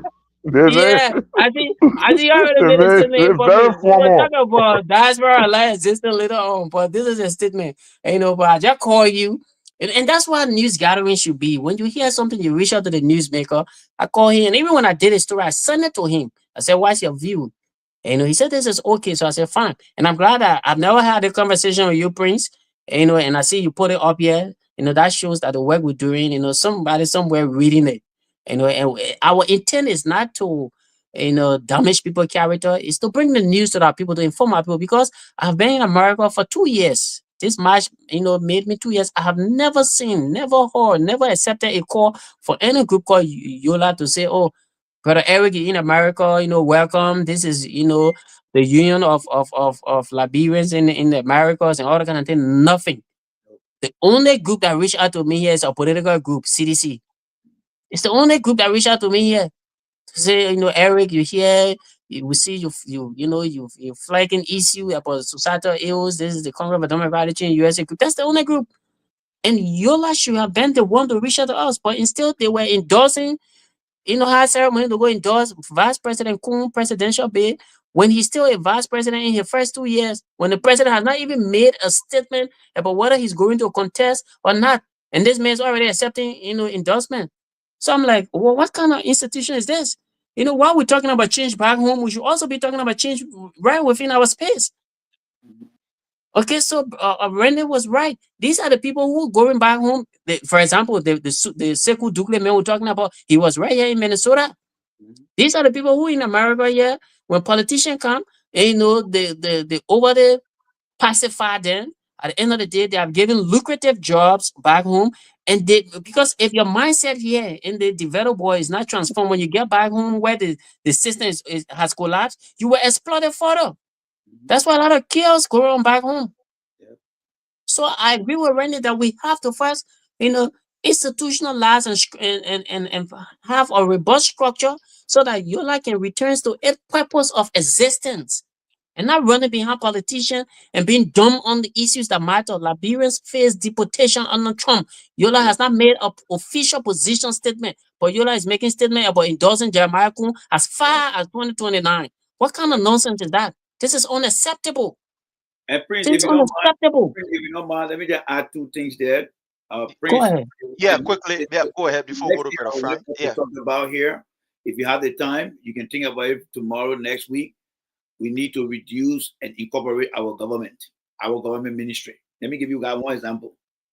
Go and find out when the Ministry of Postal Affairs was established. My father used to walk from 9th Street to go to Postal Affairs to drive mail. According to him, he was in the 60s. Today, people are leaving from 9th Street to go drive mail. How come in the 21st century, the Ministry of Postal Affairs cannot go to the Ministry of Public Works and say, before one block is put in the ground, we must have a road so that we can deliver mail to our homes? So that means that ministry is redundant, it's wasteful. We need to re-engineer that ministry, maybe tell the Ministry of Postal and Telecommunication and let look for something else. We need to talk about the ministry there.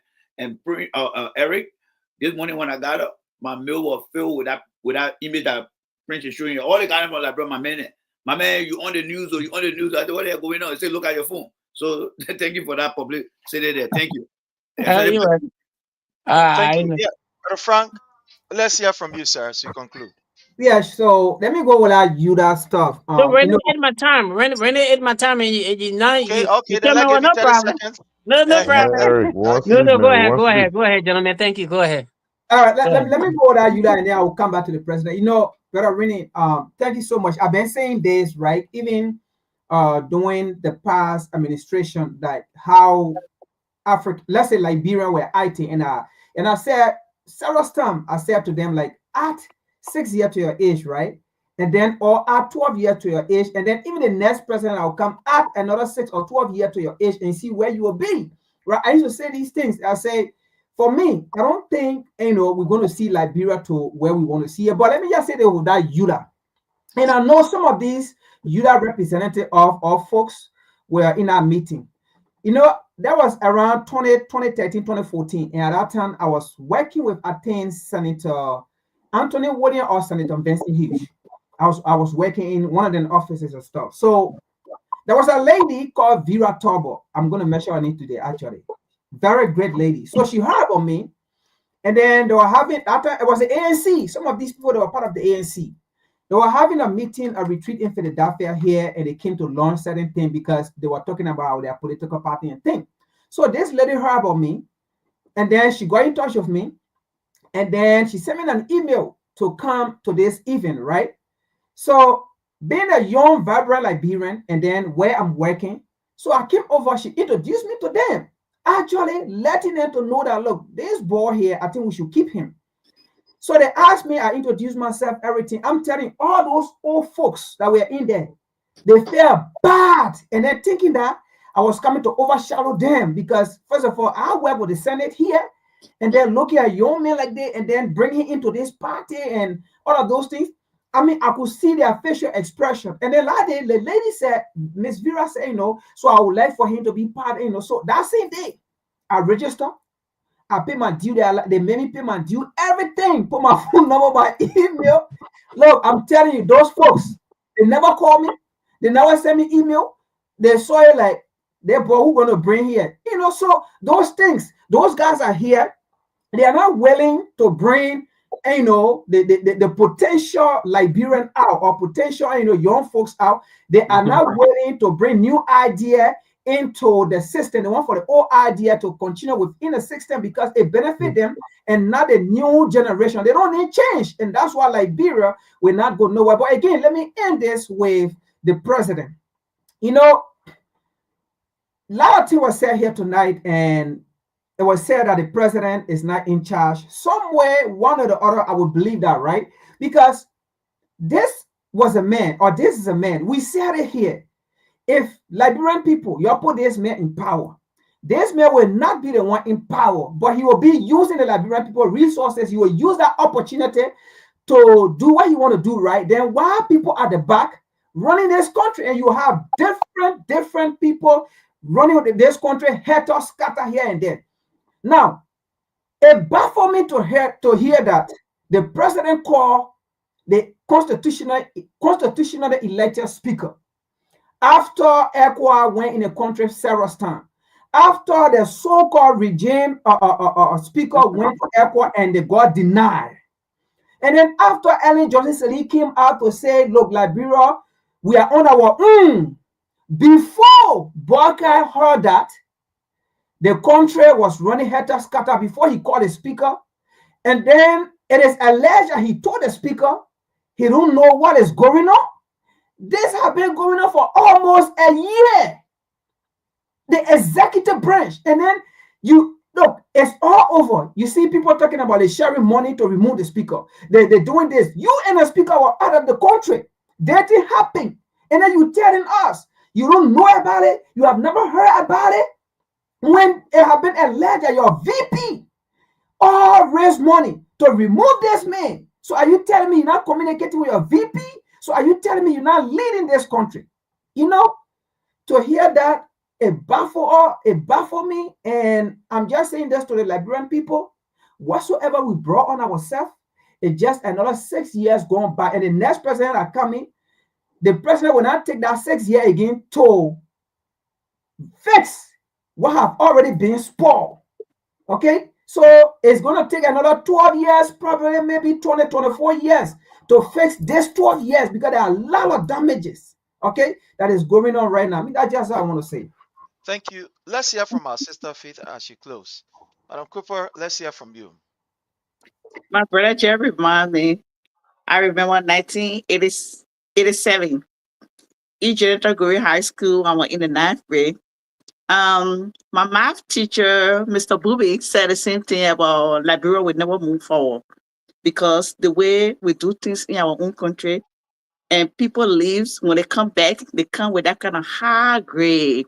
It was a man that came to the school in Green High School in Banasville Estate. Came from America. He said he wanted to teach. That man was speaking in Siri, wasting it, my brother. When you hear that man speaking, you say, tell me, let me can teach. Now we did not feel student, we are even educated more than that man. That thing, my brother, just put that into my mind, so I can express it to them. But yeah, that man, I will not call his name, I will call Mr. Booby name. He's still alive, he's a good man. And he was our math teacher, instructor.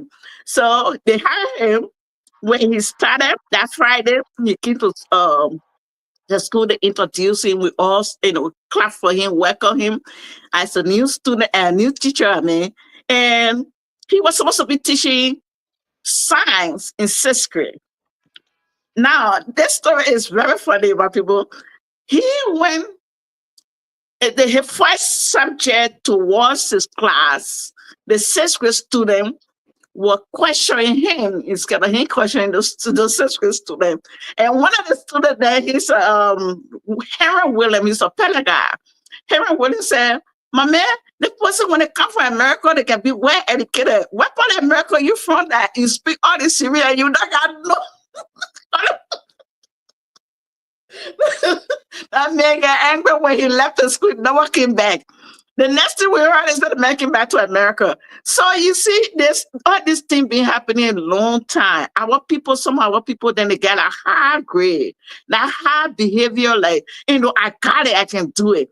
Or some people will speak, the English, they have it, but they don't have the knowledge. In Liberia, we think that we're doing better. We are not. We're falling back up. We're going back up always because we have people that are even improving to help to get more to Liberia. They're always coming back up. And from now, 60 to 30 years, or let's say 60 to 70 years, like my brother just said, we will still not have that knowledge, the brains to help our Liberians. Yeah. For the Liberian situation in America, my brother, don't even go there. Welcome to America, Eric, because that's how they behave here. Yeah. These people in this country, they never want anybody to to control or rule them as a young leader. When I move here, if I tell you, they stay where I live in, the people here, they sleep. So all forces here. No Liberian situation here, the people sleep here like babies. If you don't go to Liberian church, then you're not Liberian. Look at it. If something happened to somebody in your state, how will you know? Because they are not member in the church, so that means they are not Liberians. When I got here, let's say the president passed away. When I got here, the place not functioning, nothing going on. You can't hear nothing. All forces, most of the people here, they came here in the 80s. Okay, I want to bring something back to help the Liberians here. I had a meeting. I invited the people to come here. They never show up. They started talking in corner that who is she? She just got here, and then she want to be the Liberian president. Yeah. The people don't even have meeting. They had an email. They go to their email when somebody died. When they finish sending an email out, that's it. Sometimes before I go low, I can hear from one of the little boy here who can call me big sister, say we get from burying the person, or the person was in hospital. How you do this thing here? Everybody is not connected. Everybody is not doing it, working together. So that one part, just forget it. My brother, they stay here. When they say hello to you, say, God, thank you, because Liberians not working here. They're not functioning. And Prince, before you come in, Prince, says Father, let me just say something to you here. There's something in leadership we call extrovert and introvert.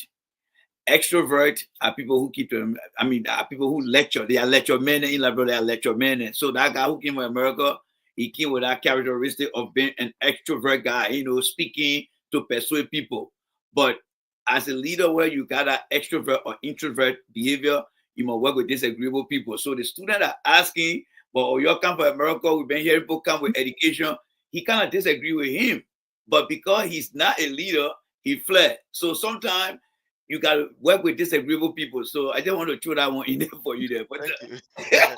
Yeah, my brother James, let's hear from you, sir, as you conclude. Yeah, Mr. Sharif, let me start by saying thanks to you and all of the panelists on the show tonight. We had a great show, and at least we were able to discuss cardinal issues of national concern in our country, what is happening in Liberia, which is our common denominator. And we just need to continue to do these things, talks about issues that are unfolding in the country, and continuously in order to get the until we can be able to get the right result, because we are advocating for our people, back home, because we know the economic issues and all of that. So I thought we would have, at least delve into Gafuan's statement he made. But anyway, we can. There's always tomorrow, James. We'll do that next Yeah, Friday. we can do that tomorrow. So but actually the country is retrogressing instead of progressing under the Joseph Baga government. Even some of us that didn't support him, deep within ourselves, I think we expected a little bit more for him. But considering the fact that these guys, they pretended like they were actually coming to save the country or rescue the country. The old man, even though we look at his health condition and everything, but we just said that okay, we were giving the benefit of the doubt.